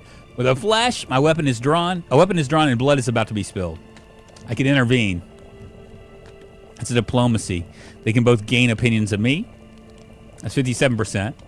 Why not settle this with a proper duel? You gain 150 in crowns. You lose 15% stress because you're a wrathful. Every adult follower loses 40% stress and gains 30 opinion of you. You can also arrest Elfstan. Elfstan and Elgar will immediately duel to the death. Let's do a duel. Will they die? Will one of them die if I do this? How you doing, little girl? Will they die if I do this? Because I don't know. One of them dies in a duel. Okay. I should probably intervene then, huh?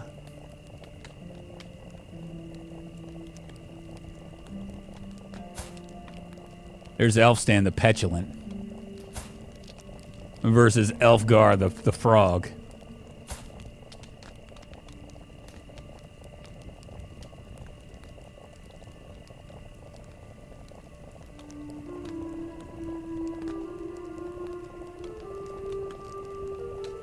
Death number 1 incoming. No, I'm probably going to intervene.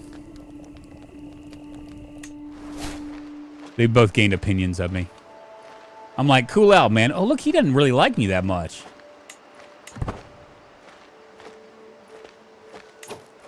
Do we have, like, schemes and stuff that we can do in here? I can. I might work on trying to sway him.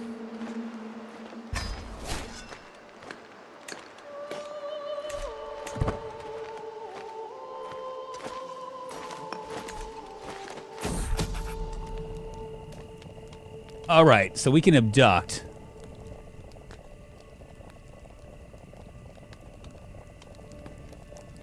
give a balanced range of contributions. We have a thug agent, a muscle agent. We could also do 2 thug agents, a muscle agent, higher success rate. Sooner we're done, sooner we're back on the road.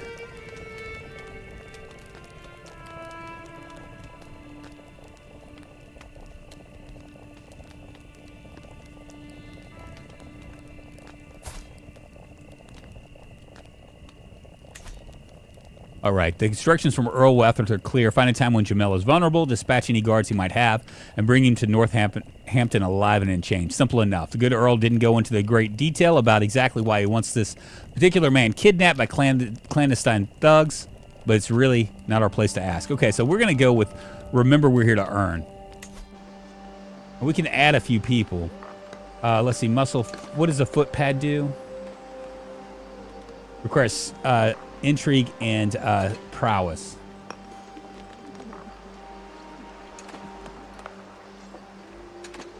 Okay. The lookout, intrigue, and martial.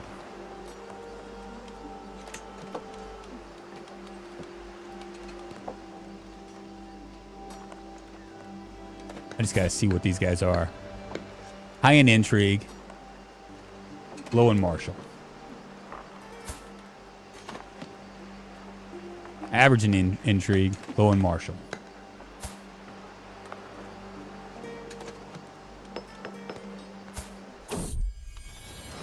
Oh, we got a daughter, and we'll name him Ian.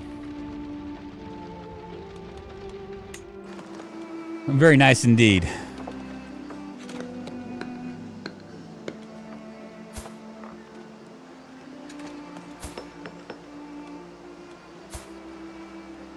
Okay, so we're going to put Elfston on this. He'll be the lookout.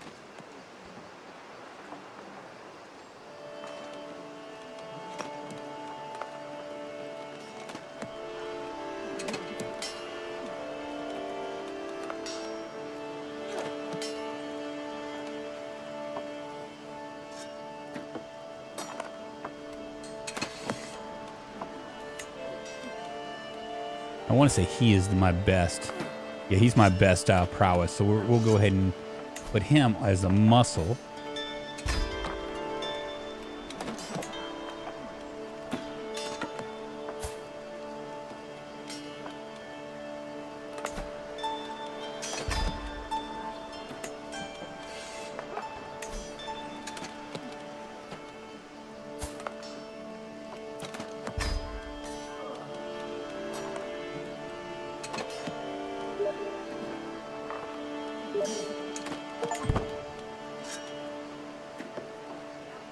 I wonder if we're going to be able to get this out.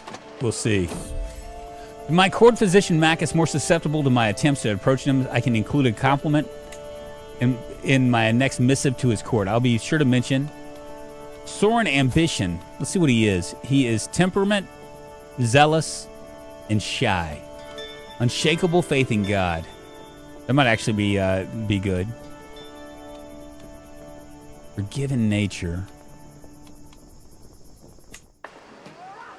I mean, he is my physician, and he is a man of God, so I'm assuming that's going to work.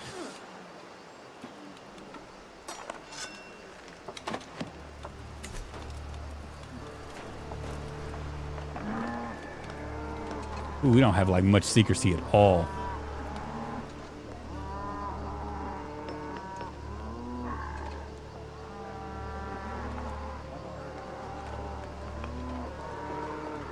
He'll marry me off to a serial killer, maybe so. I don't think we're being unreasonable, snarls the cook, who presumably drew the short straw and coming to speak to me, waving an arm dismissively at the surrounding terrain all the while. There's plenty of farms here, even if they're not great ones. It cannot be that hard for us to pause briefly and stock up on some of the little luxuries that make our food bearable. I sigh, weary of the conversation already. I wonder which of us will break first. Yes, our provisions are perhaps a little bit below where we'd like them to be, but there's little cause for such alarm. We can probably find something. With a learning challenge, we have 88%. We gain 75 provisions, or 11% we gain 400. Restocking would be a good idea anyway. This would be good, but would lose money. It's not in the budget. I'm wondering if I should do this.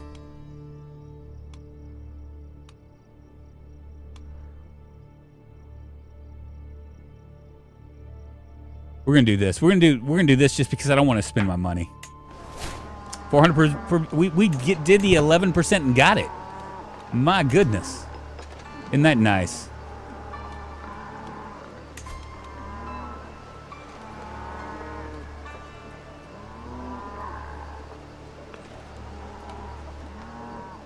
Got a lot of days of waiting. He will marry me off to a serial killer. Maybe so.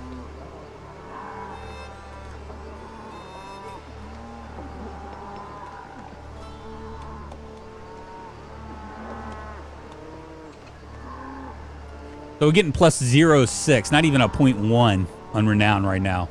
I'm hoping that will, like, I mean, obviously you would think that a lot of this stuff would happen. Should I countermeasure this?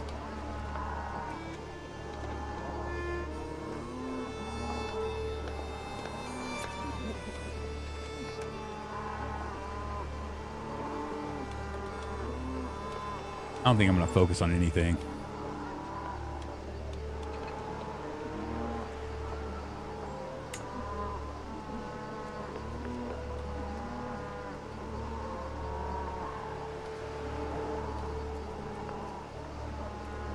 I mean, it looks like if we can wait long enough, we can get up to 97%. That's good. And nothing's been breached yet, but man, this is a long time.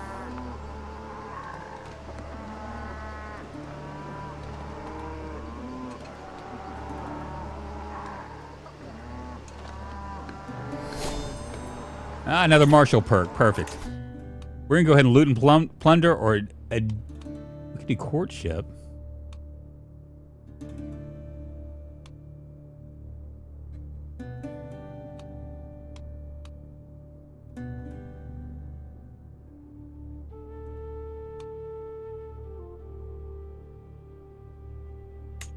Maybe chivalric dominance. Why'd I hear cattle in the background? I don't know. Life in color. What a delightful day it is. The wind is refreshing. The sun is warm. Insects chirp happily in the undergrowth. Everything seems wild and bright and vivid. And it's all because the loathsome fiend William is finally blessedly dead.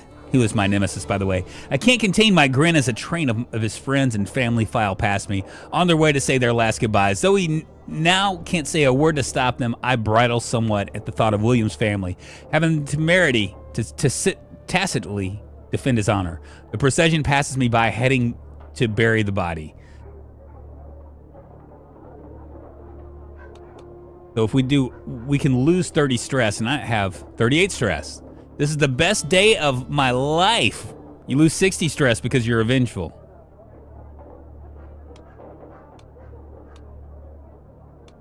Well, shit.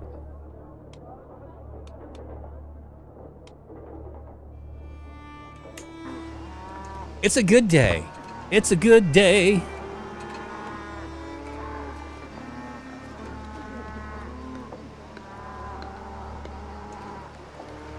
Now we just wait. I guess we just gotta wait for our intrigue to go.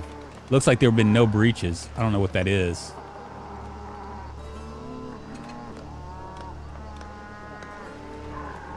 And it looks like it's gonna be like several months. Maybe I should, let's just fly through this. Move your accursed tent, damn it, Heathbert. This is my spot, cries Elfstan, disrupting my evening walk. Heathbert seems unmoved, simply folding his arms across his chest. It can't be your spot if it's got my tent up on it. Now can it? He snarks back. Desperate for a higher authority, Elfstan whirls around to me. Boss Heathward, please, I beg of you, discipline this wretch. I can side with him.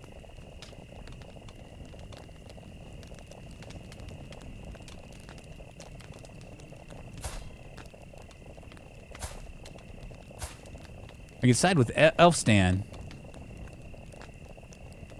and get him up in opinion.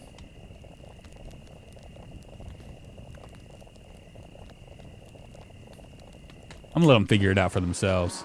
I can't be bothered by a bunch of, like, bandits worried about it. Drunk must have his wellies on hitting them sheep hard. I know, right?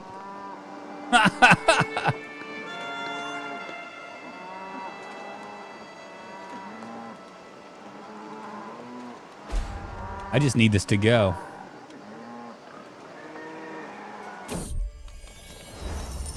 Each night, one fire becomes the hub of the camp's social activity, people coalescing around my inner circle to wag tongues and trade friendly barbs. Tonight is no exception. Look, all I'm saying, Chortle's Wolfguard, to the giggling of several of the followers, is that poor Elfston can be held accountable for not understanding all these rules. After all, he can't even read. A chorus of inebriated guffaws breaks out from the easily pleased onlookers, though it seems to be wearing on Elfstan. Joining the ribbing? He barely likes me anyway.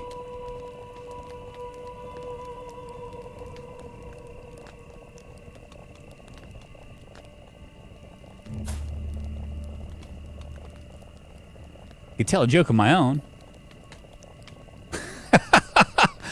18%, I become the life of the party. And everybody likes me. 81%, what does that even mean? You spend 150. But also lose some stress.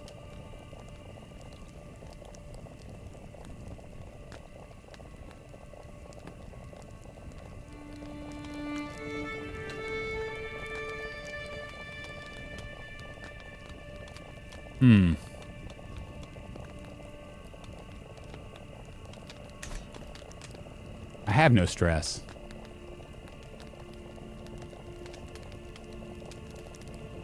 Less stress equals fun. I know. I have like I have no stress. What is this right here? Open inventory. I told a joke, and everyone laughed. Tell Doofus to tell. Just Doofus diffuse. Tell a joke. Okay. Do I want to turn the tables? Okay. 18%, but I might spend. What does that even mean? No one got my joke. I need this to go fast. We'll execute the scheme when it gets up high enough.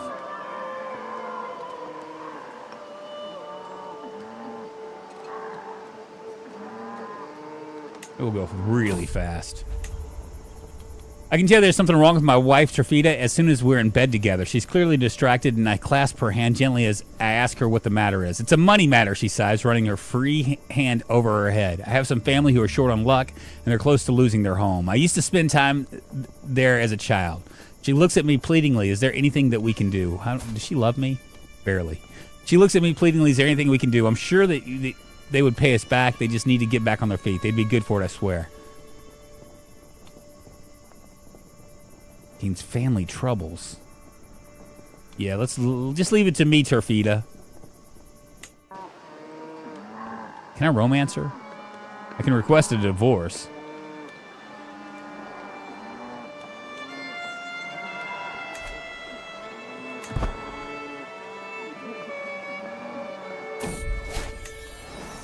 Oh, here we go. None in my camp are intimately familiar with the terrain in North Hampshire, and such lands are not to be trifled with. It is for that reason that I find myself standing in front of a local guide bartering for services to be rendered. It's no joke out there, she offers, drawing air in through gritted teeth, a theatrical worried gesture. You'll need either these maps or my services. I can tell you that for free. She's right, but there's something about her demeanor that makes me hesitate. Let's take a look at her. She's a treacherous absolver. Use a woman like you around camp. Her aptitude is terrible. Detailed maps.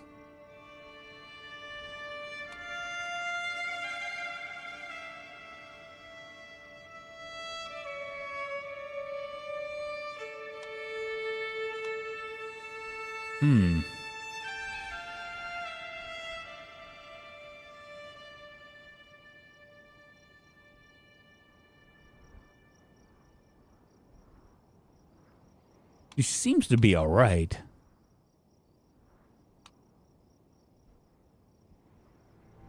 Could just pay 50 and be done with it. Don't know if I want to. If I let her join my camp, she's going to replace Heathbert as a caravan master. And her aptitude isn't very good. I have 54% of getting well guided. If I get vague guides, travel safety gets worse. Detailed maps, you say pay for it?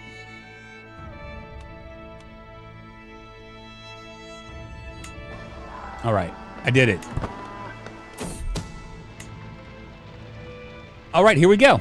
Truly it's a blessing to have someone like Elfston involved in our contract, someone able to advance our goals in any number of ways, simply waiting for direction. An enviable combination of skill, access, and proximity to Jamel provides us with a variety of options on how to exploit him. We can go with subtle gains. Okay, which gains agent at the heart. Future potential 1708. That's 5 years from now. Pair of skilled hands close to the target is a wonderful thing. Base success chance plus 10%. You can also do abduct foe gains agent at the eyes. Secrecy plus 15%.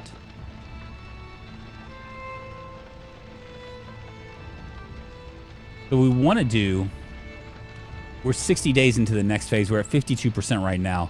If I go ahead and I do this, I think is it the secrecy right here.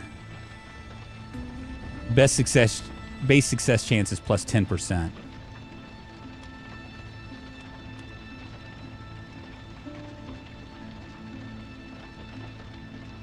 Hmm.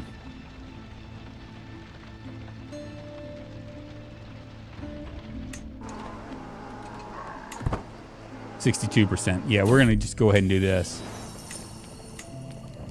Scouting out ahead of the camp, I came across a ramshackle collection of traders. They are gathered around some large but old and ruined buildings. The remaining ones in good condition have been occupied by the merchants. These wares are fairly standard. Food, mostly being on a well-traveled road that would no doubt attract many purchases. Yet my eye is drawn exorbitantly toward the gray pock-marked walls of the ruins. So magnificent they are. The merchants occupy merely the outskirts, but its levitated heart remains untouched. We might be able to find something in here. Or I can gain 343. A dusty weapon. We have a 69% to discover either a dusty weapon or a small trinket, and 29%. We have a 29% to discover nothing.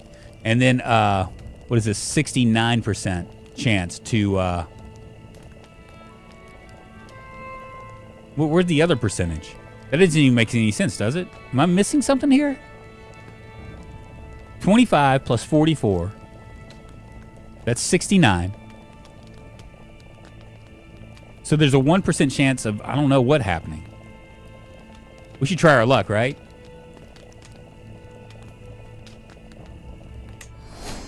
You discovered a dusty weapon.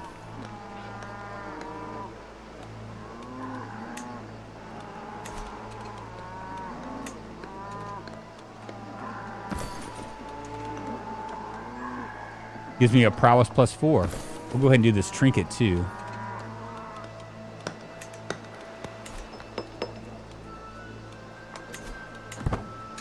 And just keep getting our stuff here. All right, Alfstein is certainly an asset to my contract, providing skill, wisdom, and guidance as best as he can at every turn. Most recently, that's meant offering to help tutor me in an effort to improve my overall chances. The offer tempting if presumptuous. What does he have to teach me?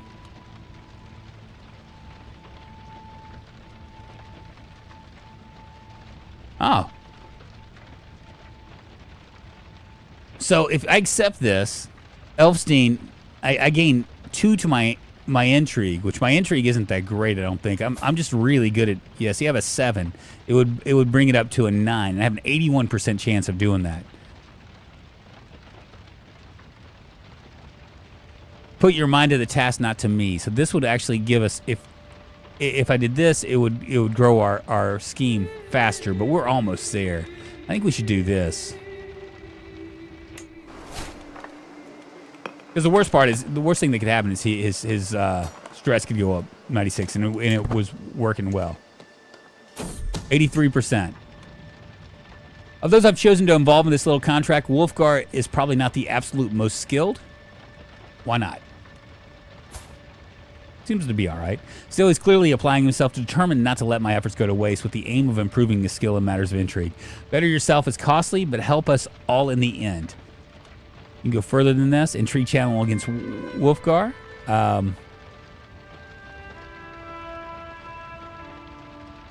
60% chance, strain to no effect. There's a 39% chance that his intrigue increases by 2, but he gains 51 in stress and loses 20 opinion of me. And there's a 60% chance that he just gains the stress and doesn't get an intrigue.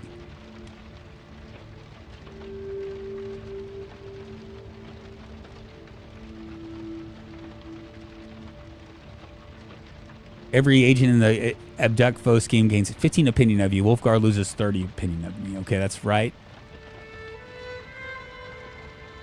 And the plan goes well, we can just do this right here. I'm just going to leave it like that. Unable to sleep, a nighttime stroll in the plains sees my mind wandering aimlessly when I hear chanting.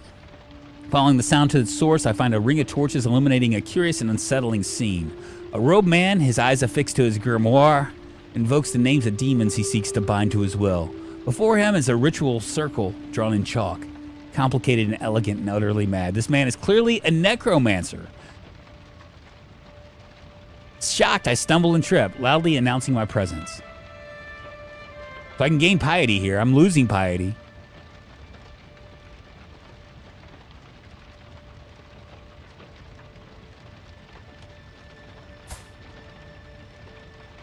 He doesn't look like a necromancer to me. He looks like the Pope. I could also learn some demonology. Demonology. We're in gain piety.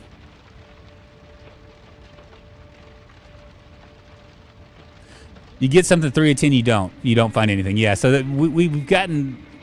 We're going to do that. We gained a 75 in crowns and 50 in piety. About time to execute. We're at 90%. We should go ahead and execute, right?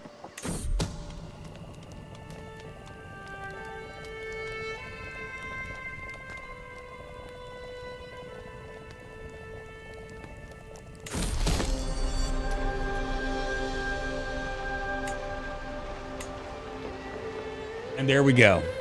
He paid me 123 to you, gains 300 opinion. We gained 500 provisions. We had Earl Walter to our roll of patrons.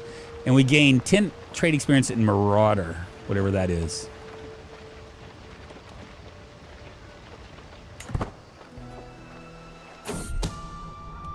Cool. Earl Withal spits Gamal as I pull the bag from his head. I might have known it was you. Walther smiles and gestures for the prisoner to get on his knees. Without ceremony, I kick him in the back, small of the back, sending the man sprawling to the floor. An excellent job, Hereward, crows my employer as he tosses me a heavy purse worth every coin.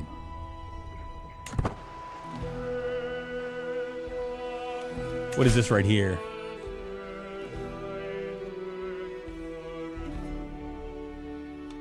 It's a heist.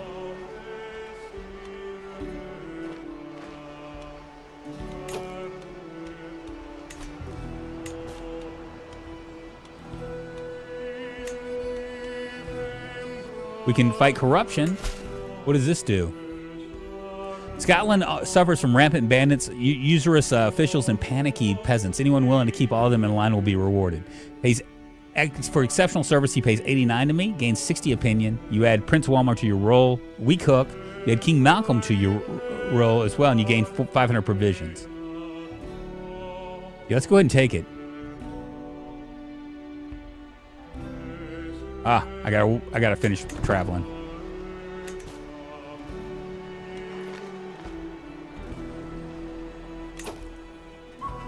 He's all the way over here. What can I do here? I can't do that just yet. Can I do the supply tent? 180 for, and it's going to take 7 months.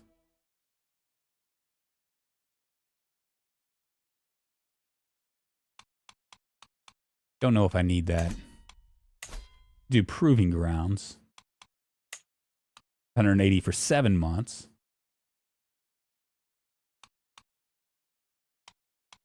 We'll hold off. Let's move our little thing. Oh, I gotta wait till I'm finished traveling. I would not imagine you to suffer such disgrace meekly. A horse stops right by our camp. I recognize its rider as my dear Uncle Brand. What has gotten into you, playing knights, pretending to be living in a crib tale? He dismounts, spitting on the ground. When are you going to come to your senses? Get yourself some land, and before you continue to dishonor the good name of our family. Maybe it's time to settle down. Purchasing land will become 50% cheaper. You gain 80% because you're wrathful. I don't know if I really care about this, though. Honestly. You gain black sheep, and he becomes my rival.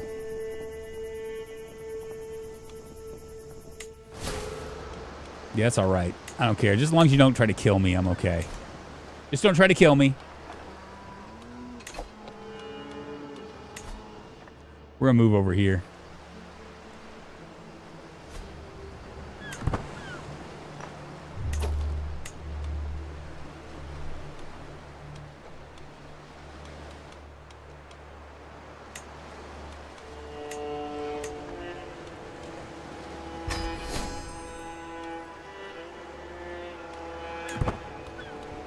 Cool. What is piety? Piety it has something to do with religion. You're religious. I think it is when you pie and pew it at the same time. Ha ha ha ha ha.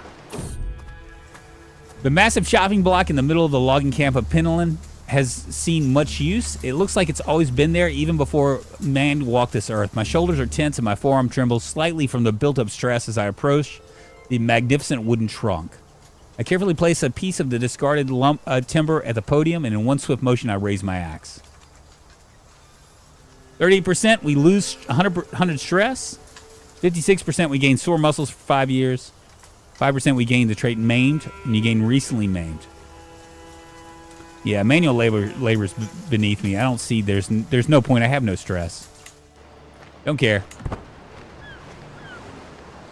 We're just going to move our camp over. Move it on over. Move over, little dog, 'cause the big dog's moving in.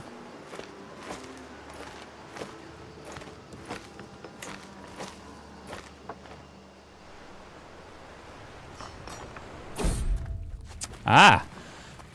The seas around here are thick with Ashankaza traders going about their usual craft, carrying rare and exotic goods from one port to another. One such merchant holds an item within it that immediately takes my interest. The moment I lay eyes upon the bejeweled Torah.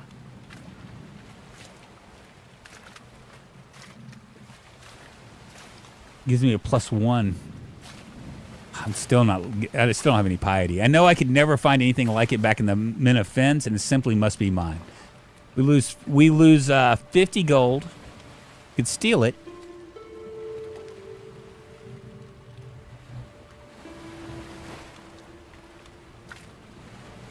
I just don't know. Should I? I shall. I am kind of curious. Like, we have children right now. Is there anything I can do for this child?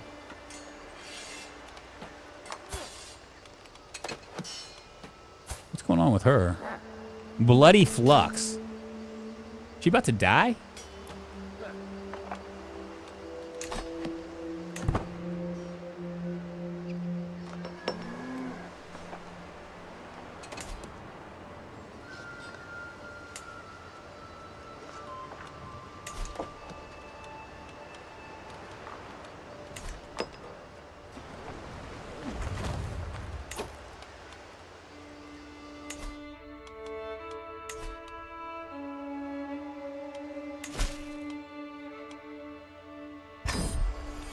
All right. Starts to travel to Athlon. Let's see. Earl of Diamonds visits my encampment for the day. As soon as we are left alone, he begins muttering. It's embarrassing to admit, but I need your help dealing with the disobedient peasants of Athlon. The marshal huffs and glowers. They flout their petty king's authority. I can't keep them in control. They beat and humiliate anyone I send, daring me to come in full force. Their conduct is a black mark, one that stains all the realm. Start a travel if I deal with them without moving your camp. I'll move my camp there. Yeah, we're just gonna we'll go ahead and just deal with them.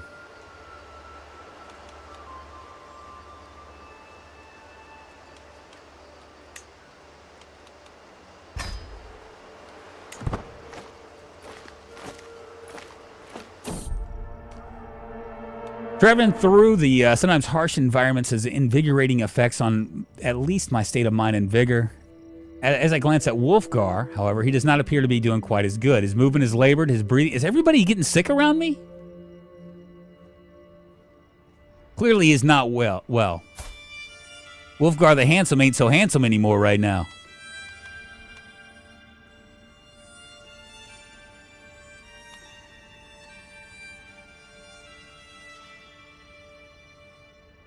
So right here, if we do this, every patient entourage member gains 5 opinion of you for 5 years. If we rest in, it's delayed by 21 days, which is fine. He loses the trait ill, and he gains 20 opinion for of us for 10 years. We could also have my physician treat him. Seems like this would be the better option. We'll just wait. Move the camp? Why would I move the camp?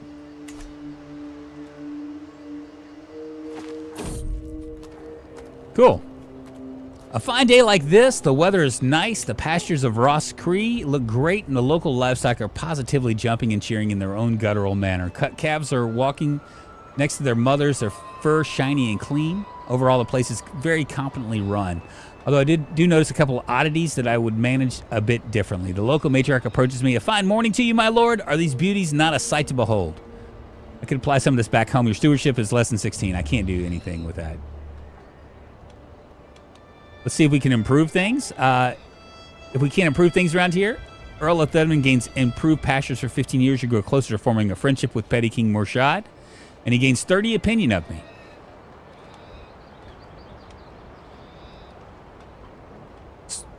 How's it going, Chad? I could hear we're eating squirrels and learning demonology. Sounds like a good time, I know, right? Well, right now I'm in Ireland trying to do the Lord's work here. I think we're gonna do this. It'd be interesting if I could become friends with a king, right? Even if he's just a petty king. Life in close quarters tend to magnify relationships, good and bad. Fortunately for Marcus and Eusiddle, their common interest in a restrained diet and healthy life has proven to be a strong bonding agent. The two laughing and joking at the camp, riding alongside one another. He's shy and he is the gray. We could encourage the... we can encourage it. Try to break them apart. Why would I want to break them apart?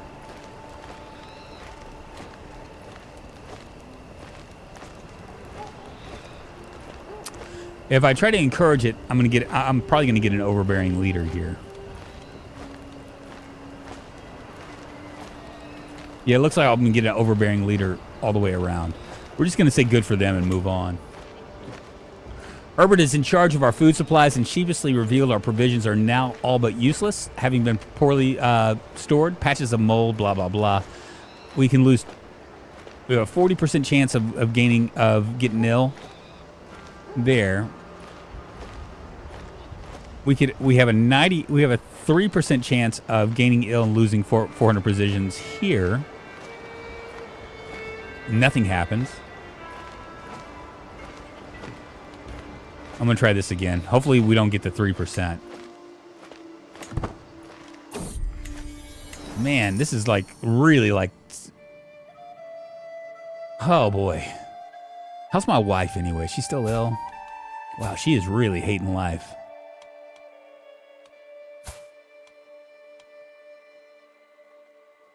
He's ill too.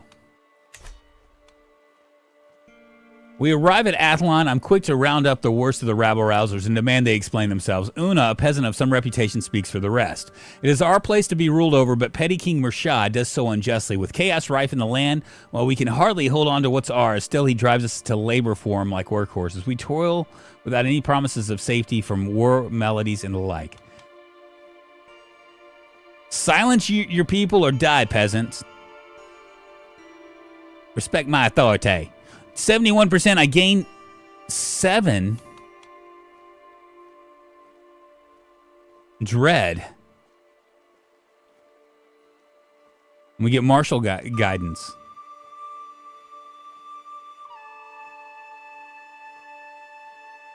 %, we have to leave some men behind.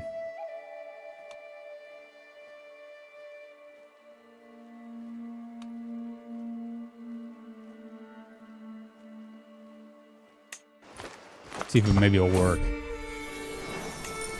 When the clamorous ordeal of bending each peasant leader to my will is complete, we take once more to the road. Earl Domhnall of Ossory speaks of our next destination. We shall go to Oriel, for better or for worse. The local mobs are of grave concern. They organize themselves into militias, claiming they are terrorized by outlaws. The whole region is becoming one vast insubordinate host. We're going to go ahead and do it. Starts to travel without moving our camp.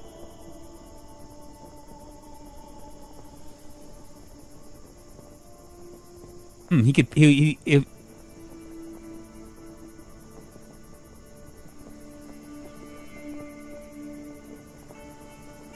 I'm a little bit confused here. So if we make haste, right? So this Earl, he's wanting us to go to Oriel. I don't know where that is.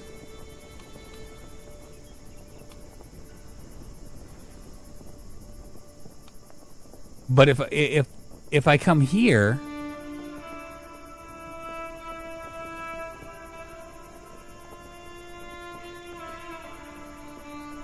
I get 300 gold automatically. You're confused. Should I silence? Should I make haste? I mean, I don't understand. Okay, so like, I think I'm doing a contract for Murshad, right? Petty King Murshad. This guy's coming up, and he's saying that I need to go to Oriel for better or for worse. I'm gonna go ahead and go. But if I don't, I would still get 300 gold. And he'd kind of like me. Look at his spouse. She's a youngie.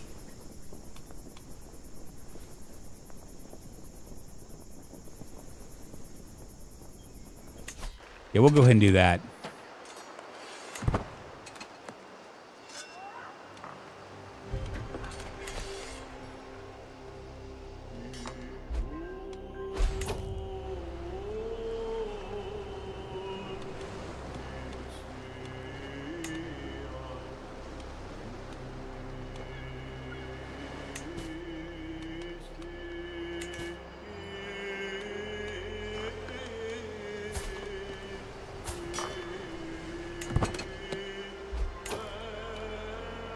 I don't really know. I'm not sure where I am.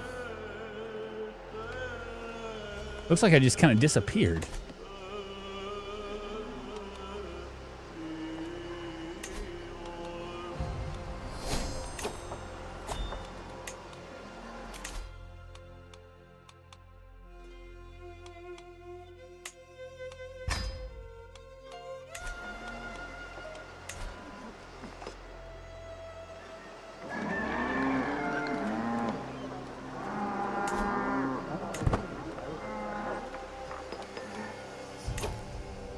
Where did I go?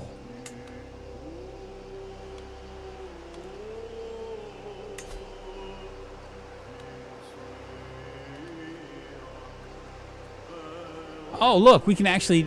Well, this is interesting. I can go to... I didn't realize I can buy provisions, sell artifacts, peruse contracts, do all sorts of stuff. Huh. I don't know where I went.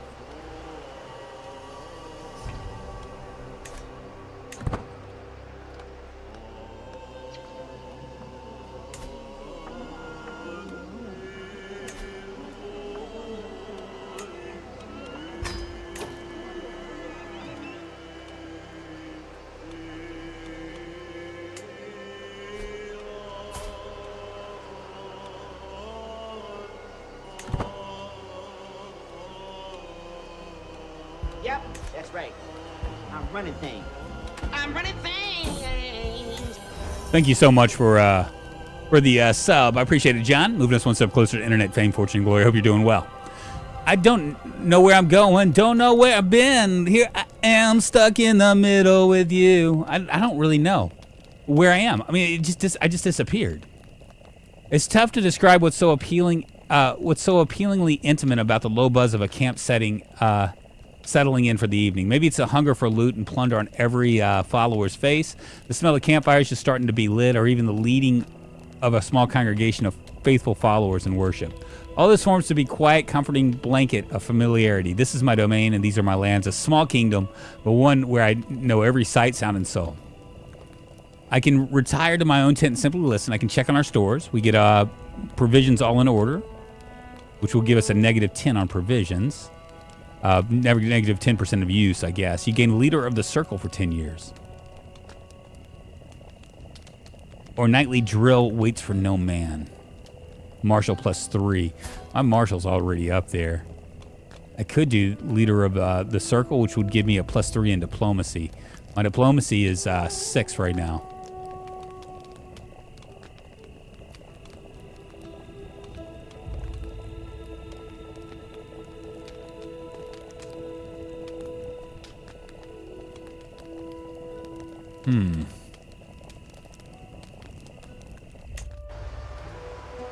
Yeah, diplomatic. I was thinking, yeah, circle jerk for 10 years. I know.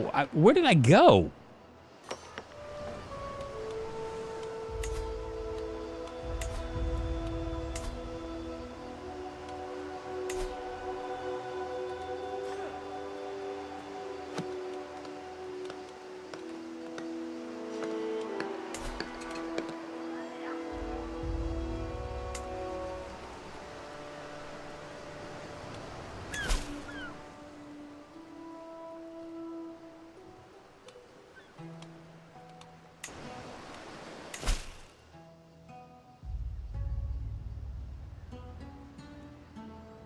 We can silent. We're gonna take this contract.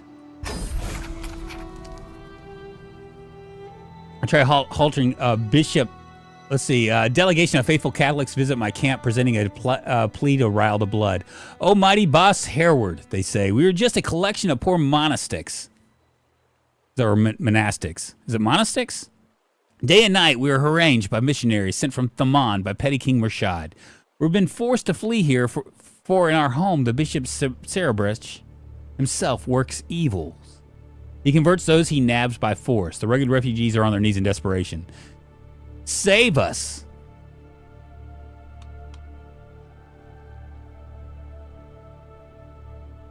I'm gonna try to convince. Should I try to convince, or should I go ahead and just halt it? Imagine that will be some sort of diplomacy, right? He's pretty diplomatic.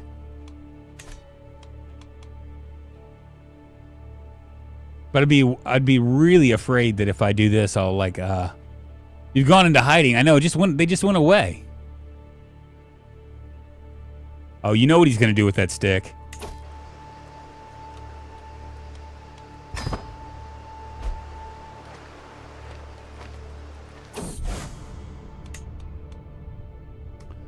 We arrive in Ormond. As Earl of Ormond steps into his church, a shriek of grief comes from the bottom of his heart. All is ruined, the cross stolen, the cross stomped into the ground. I could shriek out every word out of the scriptures.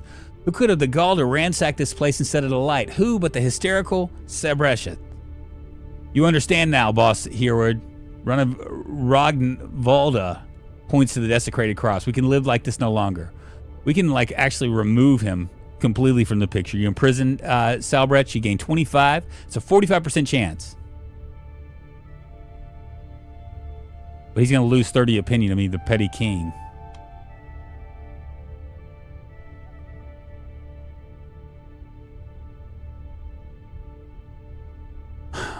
I could say that he can only understand power. I have almost 80% chance.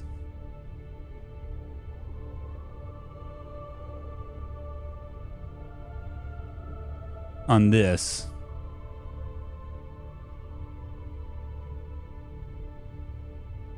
by intimidating him. He's gonna if this he's I don't want this king to lose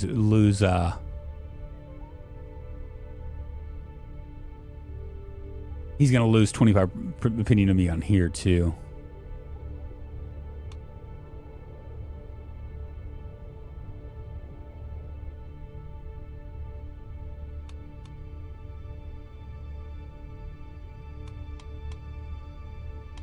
Ah, or I could grab him.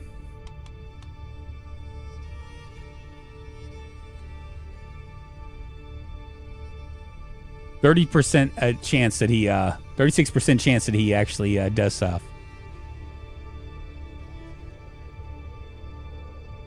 He might join my camp.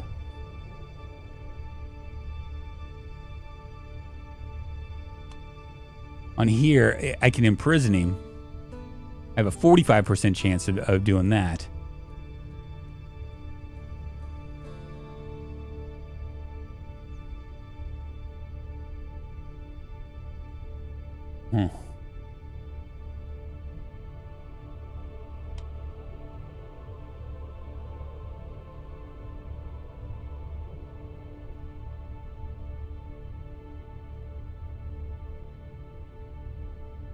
I'm thinking that I can probably... I might just take a chance. What would you guys do? Would you take a chance? We could remove him completely from the picture.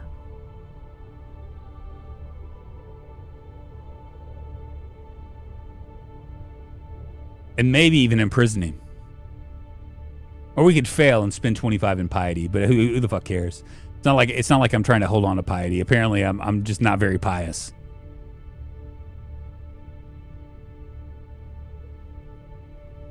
Whatever is best, you think? Well, I mean, it's understand my power. See, this one would be, I would have a better chance of it.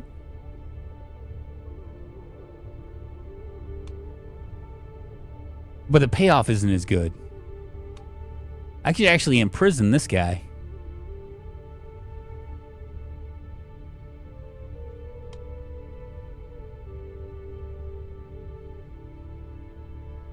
Yeah, we'll do the power. Failure. It didn't even fucking matter. Damn it.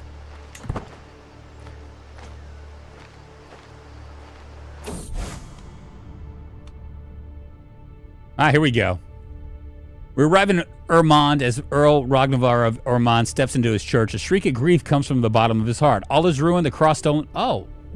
Well, shit. Are we going to get another chance?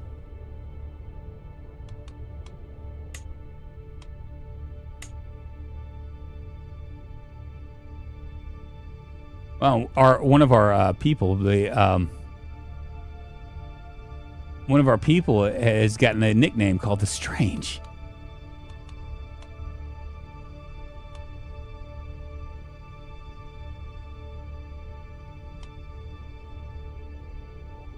I'm gonna try this.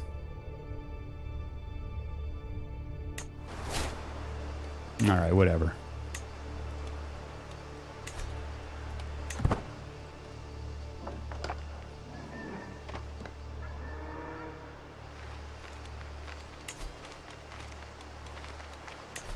But we can do provisions here, right? I think we can.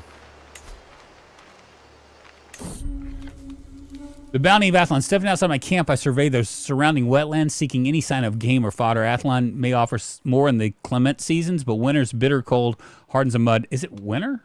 Oh, it is winter.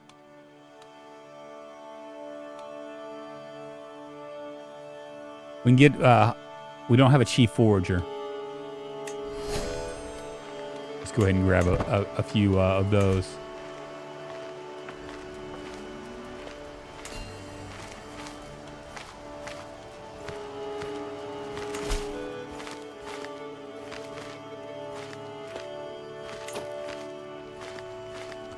Here's another thing. This is a criminal thing, though.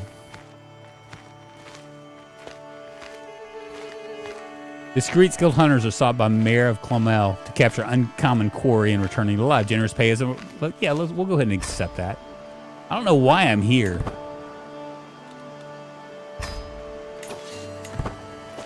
But we'll go ahead and accept it.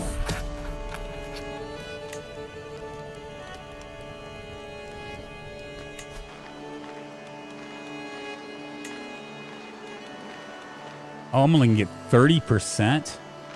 Ooh.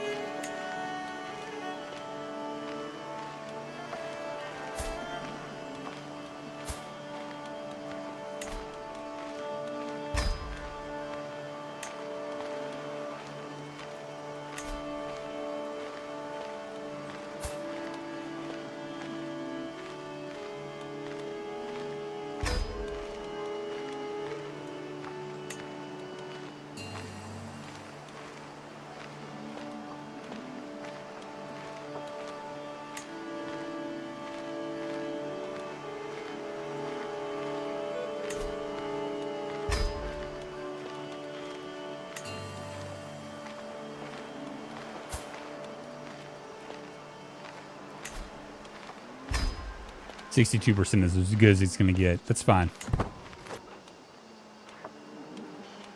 This might not go as well as I was hoping for it. It's not uncommon to hear rumors swirling around this, or indeed any camp. Salacious notions and whispers of scandals can pass along many a long evening after all. Sometimes they're even true. This week, all are about an alleged affair of some kind, though quite who are cheating partners might be a matter of pseudo-scholarly debate and occasional bouts of raucous cheering. Not a kind of thing for people to spout purely for entertainment, but then scuttlebutt rarely is. We can investigate the truth of the matter. That's an intrigue. Nothing's going to happen. We can agree with the accusations basisly.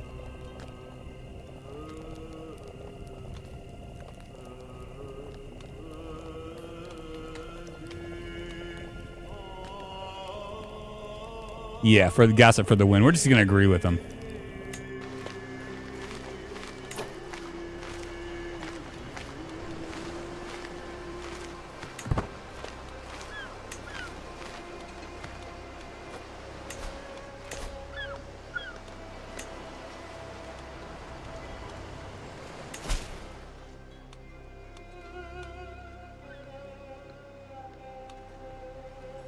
My liege Don Shad wishes to keep his knights in fighting shape. An experienced commander or swordsman is sought to pass down their knowledge. So we could actually do this right here. I think we're actually in really good shape to do this. What just happened? Nah, he's got consumption. Whatever.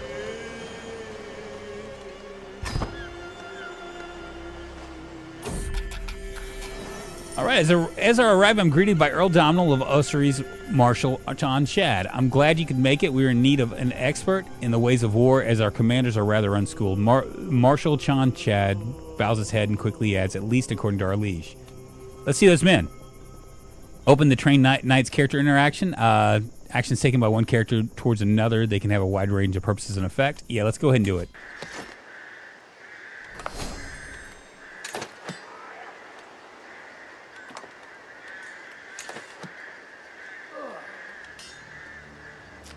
Maybe I can train him.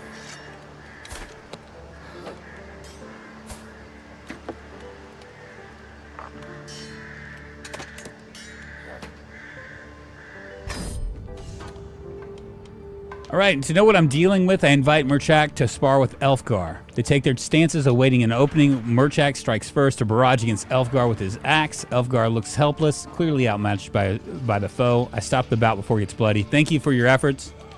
I've seen enough to know how to proceed with your teachings.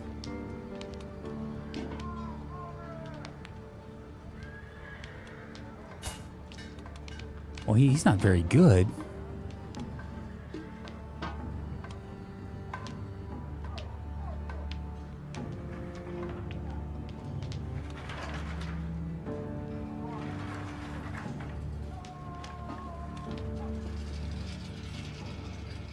Looking at this.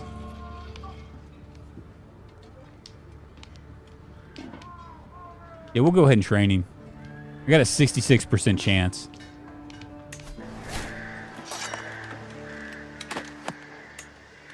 All right, we'll train this guy too.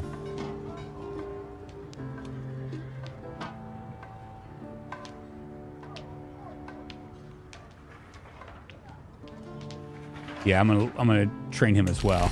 He can't keep up though. That's all right.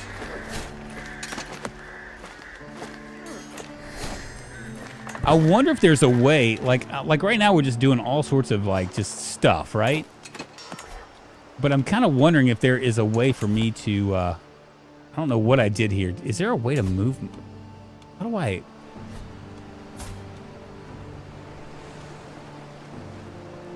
Arrange marriage, destroy artifact.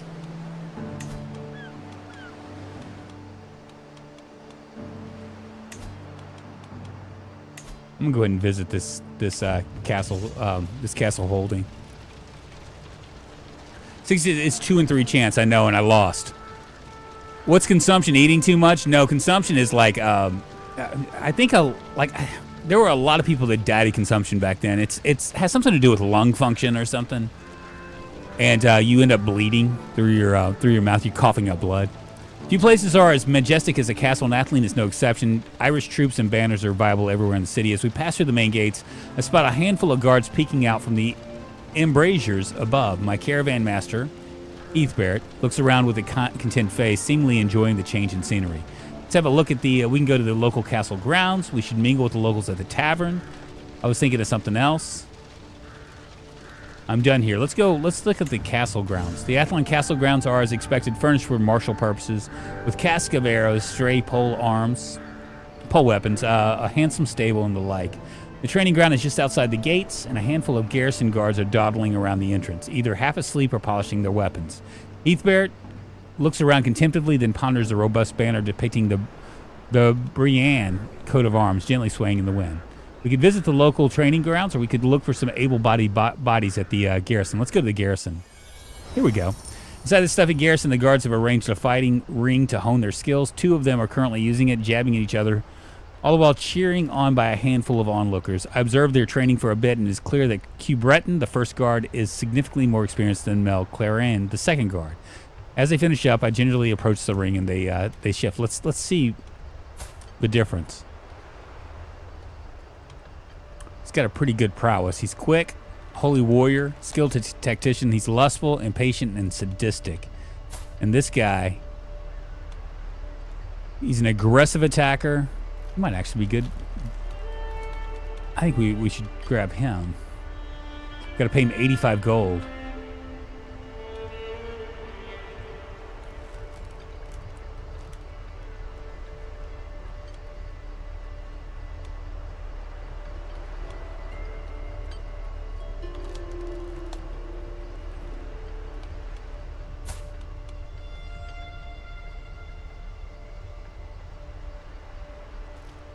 $17 and $15, $19 and $11. He's 32, and he's 18. We'll go ahead and take him.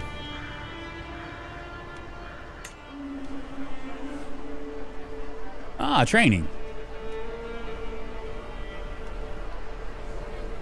Oh, I need 120 bucks.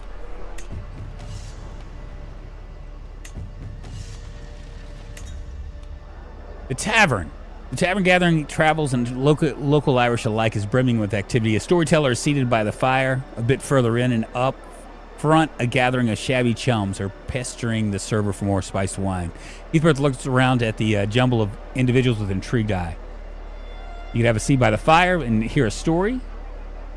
Let's see who's up for recruitment. Approaching the crew of unemployed Irish, I raise my... This is how... Okay, so this is how... It's only taken me almost 3 hours to figure this out.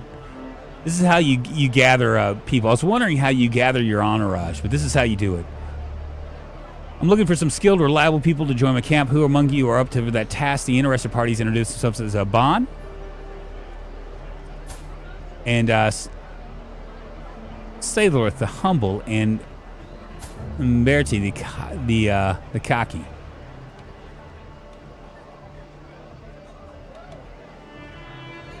I would have to pay 115 for him.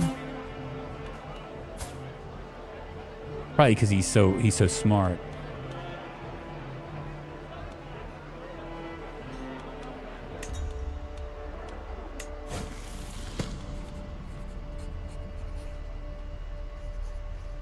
Ah, and then Horus and Set become mortal enemies. We're reading a story, by the way. But that's story for another time. The storyteller gives me a mysterious smile, leans back in our fireplace seat, and takes a sip of wine. I gain 5 trade experiences in wit, lose 5 stress.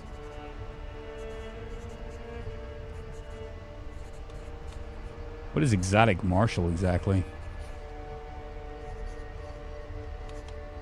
So I got 2% to increase my martial by 1, 32% to gain.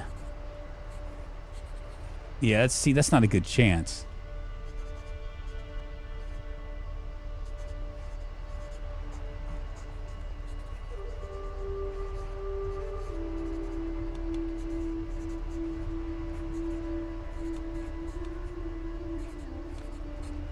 I'm gonna pay.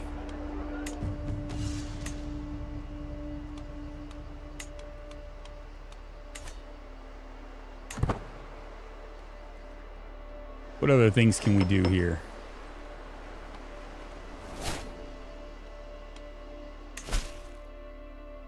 Here's a criminal act.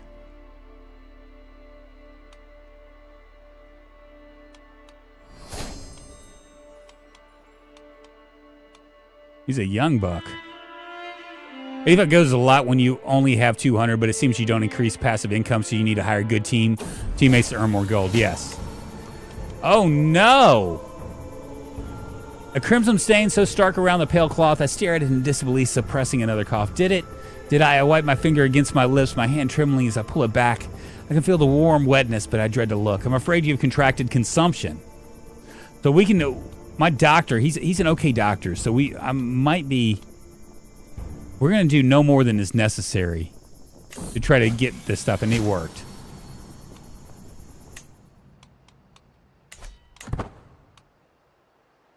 We're going to go ahead and accept this. We need as much stuff as we can. Let's go ahead and accept the contract and move over here. Our water supplies are running low when we enter Catholic. This seemingly deserted village has a lovely well just in the middle. We push our mounts towards it. Soon after, the reason why it's deserted becomes apparent.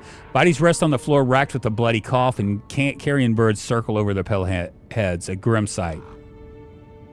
40% chance of water. Yeah, we're going to go ahead and try to see if maybe we can get it.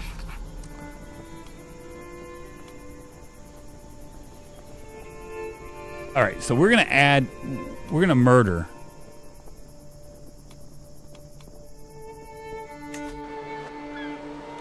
And with an assassin, I need prowess and intrigue, so.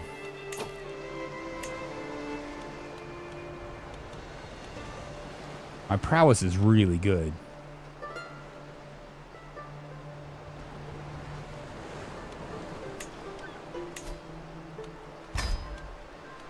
Yeah, that just jumps way up there.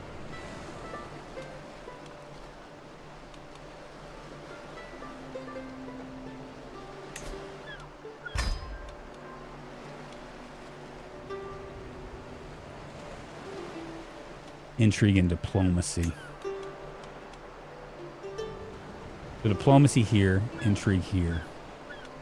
Good and average.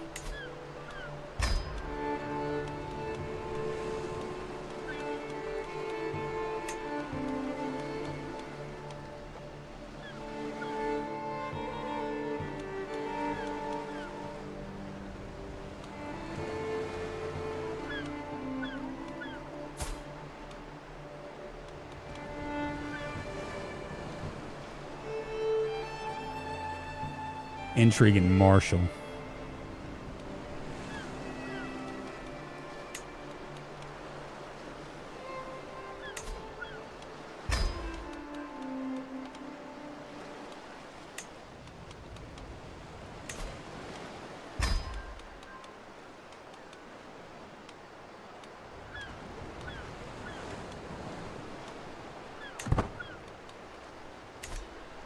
Hopefully we won't die. I think I'm still sick. Yeah, I still have consumption. Hopefully I don't die on this. This could be the end. This is the end. Ba-da-da, my only friend, the end.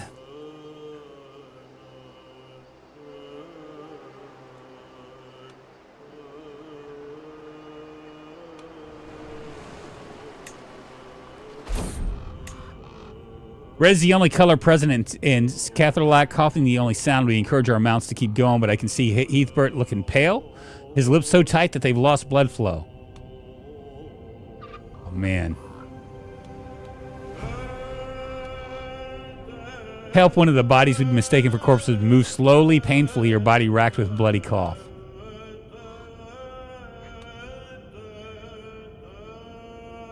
Oh, boy.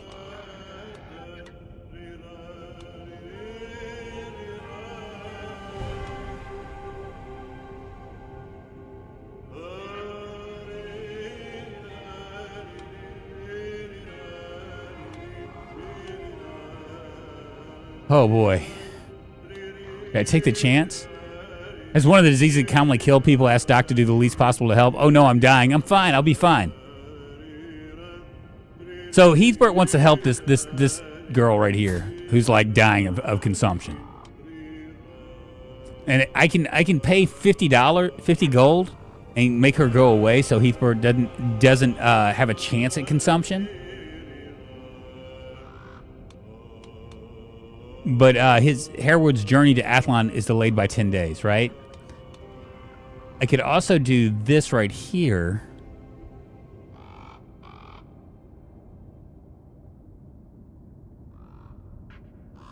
And you get 50... we're going to gain 25 piety, but there's a 45% chance of Heathbert gaining the trait. So a coin flip. And Heathbert's actually... pretty damn good. He's probably my best guy.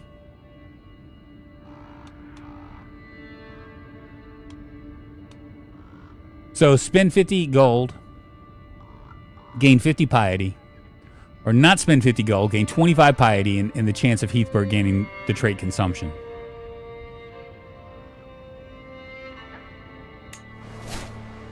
He gains a trait. Oh well, whatever.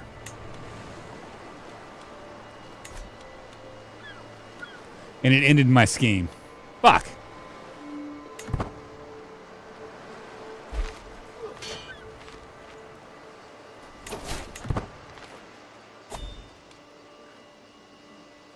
And Elfgar died.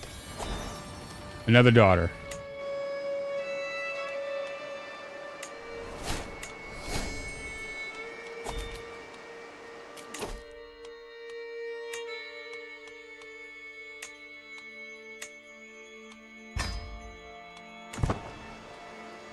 And I'm still sick. I wonder if I can romance her.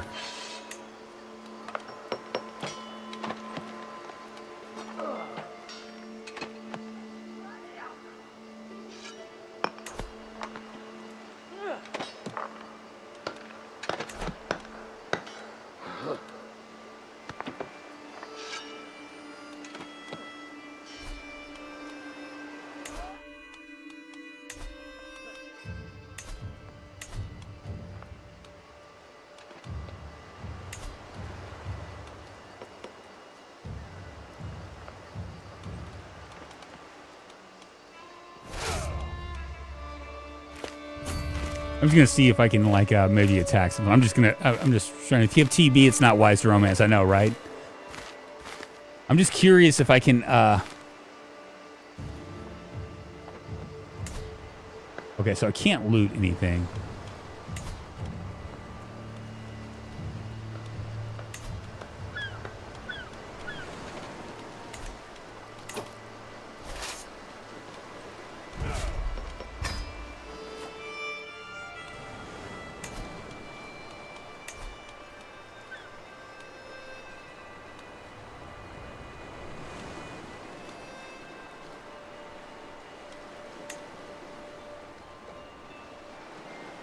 We'll move down here.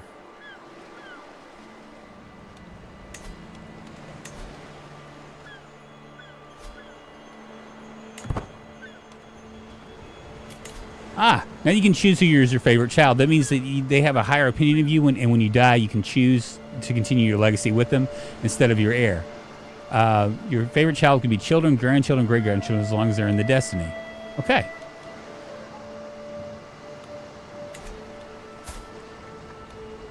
In the character view, find a child you want to designate as your favorite.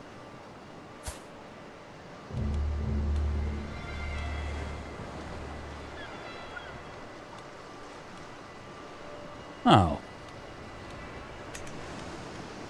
I have no favorites.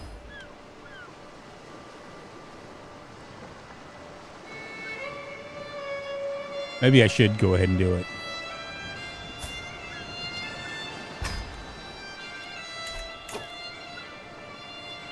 We've just been kind of wandering aimlessly for the most part.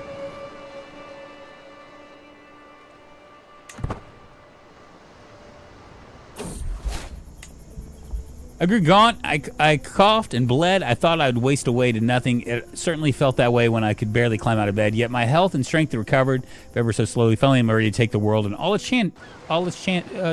Very nice. Are we not going to move or what? I want to move over here. Here we go. Time to leave Ireland.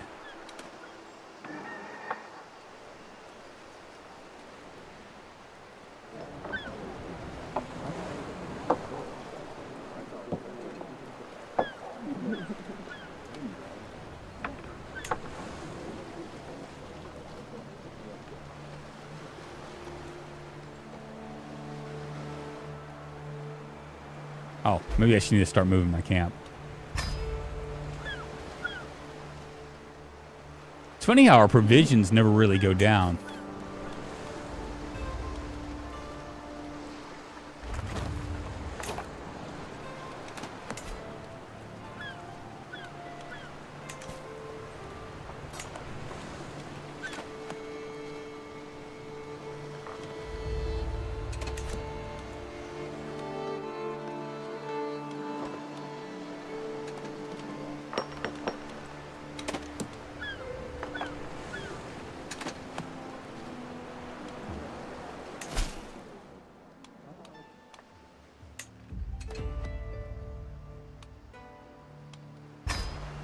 Try to accept this. We're gonna go around.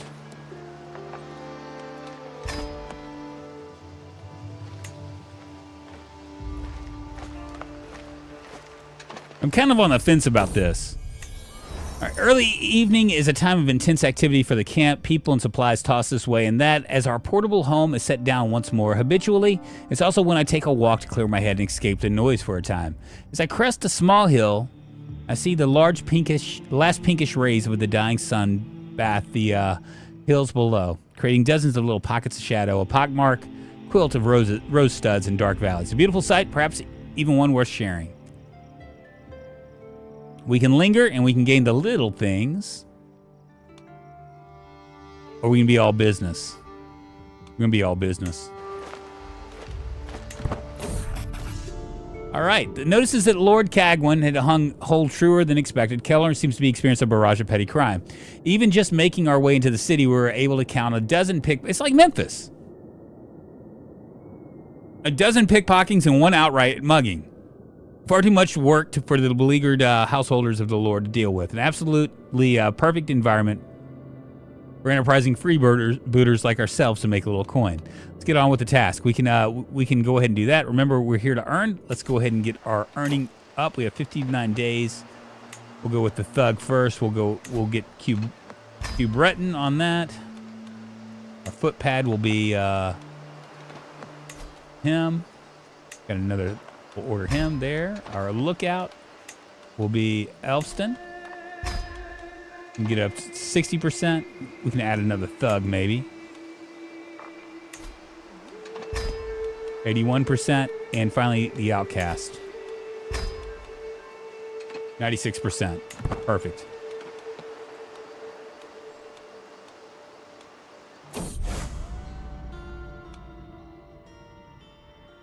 Yeah, whatever.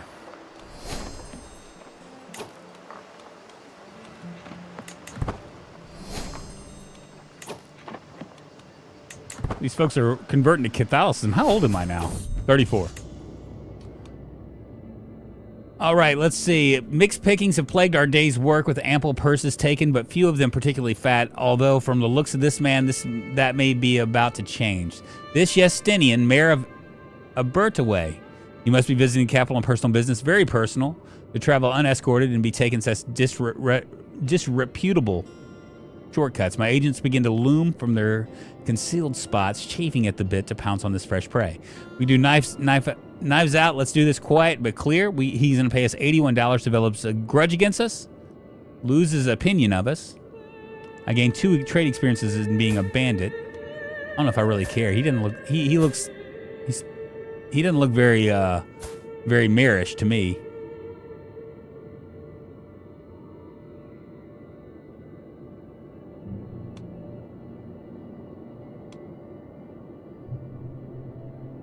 We'll definitely do this one because this is like a 9 out of 10 chance.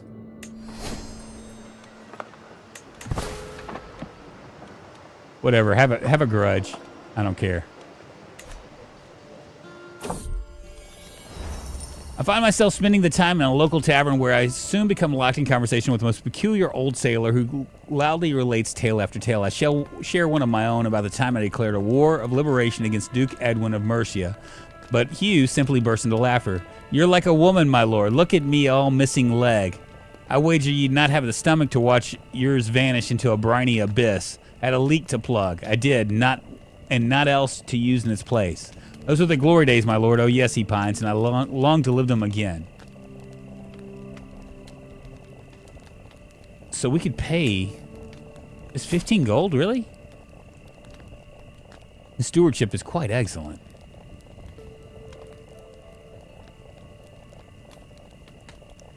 Yeah, we'll pay him. And he's now our quartermaster.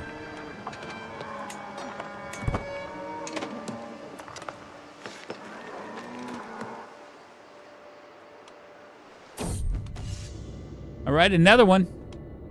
After a largely fruitless day with nary so much as a wealthy peasant coming past, I didn't realize that. I thought we were trying to stop all the robbery, but apparently we're not. We're actually robbing. We're doing the robbing. It looks like Hyrel, a courtier of Lord Cadwyn.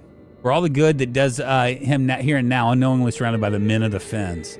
Though not almost imperceptible, I hear the sound of well-oiled daggers being unsheathed all around the little alley. So we could do this right here. Knives out. He's going to pay 50 to us. We can gain two experience in bandit.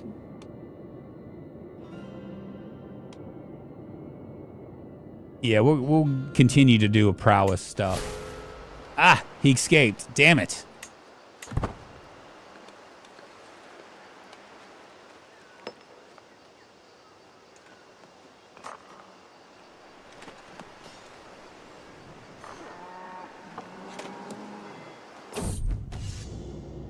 All right, another one. 9 out of 10.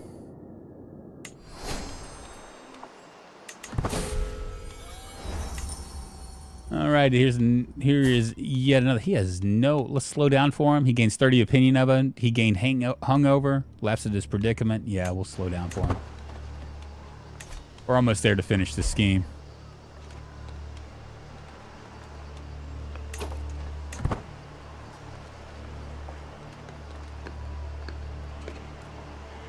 Kind of hoping that we run into somebody else. We can do it.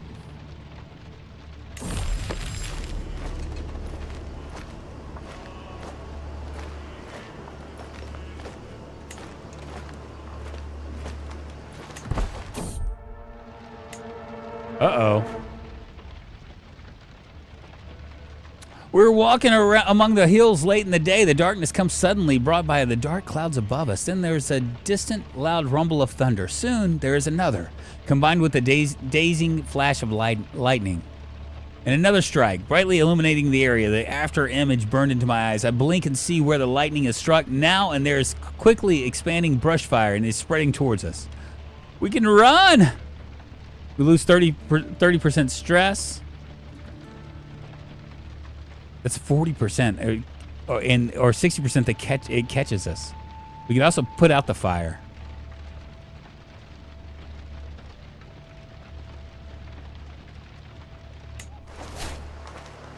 So what did the What did the DLC Drunk's Last Chance do for the game? Oh, aren't you funny, KBK? I'm gonna tell you honestly. Uh-oh. Hold on. The ambush strikes almost as soon. We just got ambushed. You immediately enter into a duel to the death with this guy. Let's do it.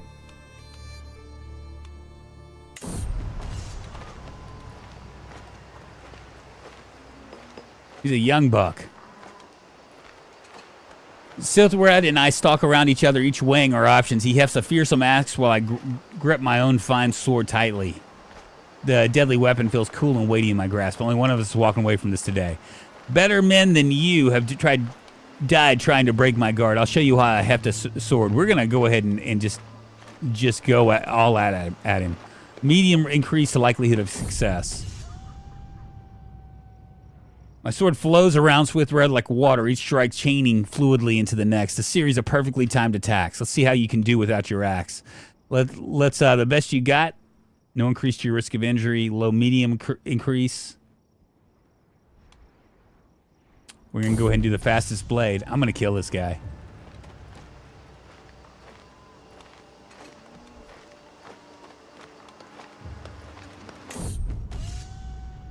My sword flows around Swithred like water, each strike chaining fluidly into the next. A series of perfectly timed attacks. Blah, blah, blah. My form is excellent. I have my opponent on the back foot, but still need to consolidate my victory. Better men than you have tried to break my guard. Let's see how you do without your axe. Or you think you can beat someone as famous as me? Let's do that. Oh, no increase. Hold on.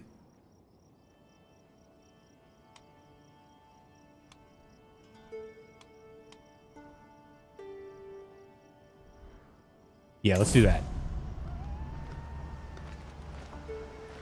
Unfortunately for him, I don't take chances, spinning out of the way at the very first blow and whirling my sword round to impale his spine with a powerful cleave. The paralysis is immediate, my opponent toppling into the grass as his legs lose function. I kick him over, giving the man a final nod of recognition before running him through. You're dead, buddy.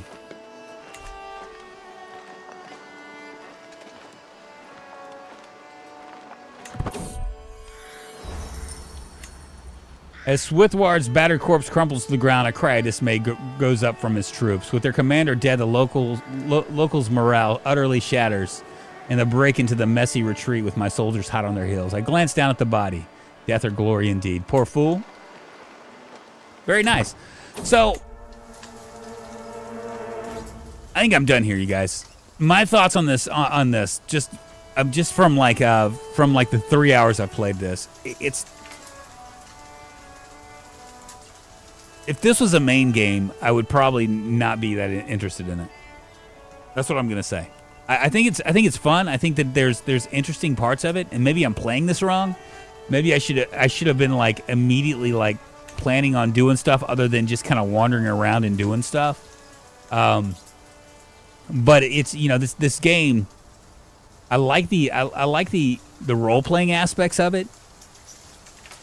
But it just kind of gets long in the tooth. Not enjoying it as much, not as much as just a plain old Crusader Kings. But maybe part of that is just because maybe that's part of it is just because it's a lot of windows opening up. Was it worth the money? Is the question. Well, I didn't pay for this, so it was $30. The DLC is $30. So that's the I don't know. I mean, I'd have to play it a little bit more. Now, you know, obviously my opinion would be the downside to not paying for something is it's not as worth as much to you. So you're not gonna take as much time to like try to make it worth something. You know what I'm saying? So you all have a great day. Take care. Stay safe. Thank you very much. So the base game plus 30 to play this, basically. Yeah. So you're talking about like 75. The base game's fun though. This game, this is okay. I'm kind of curious. I'm kind of curious. You know, I mean, obviously this is the first day. They might try to run through some stuff and, you know, kind of like make some changes here and there. So It'd be interesting to see how it works. And obviously, I might not have been playing this the way I should have been playing it. I was just kind of wandering around because I wanted to see if there was a way to. Here, let's.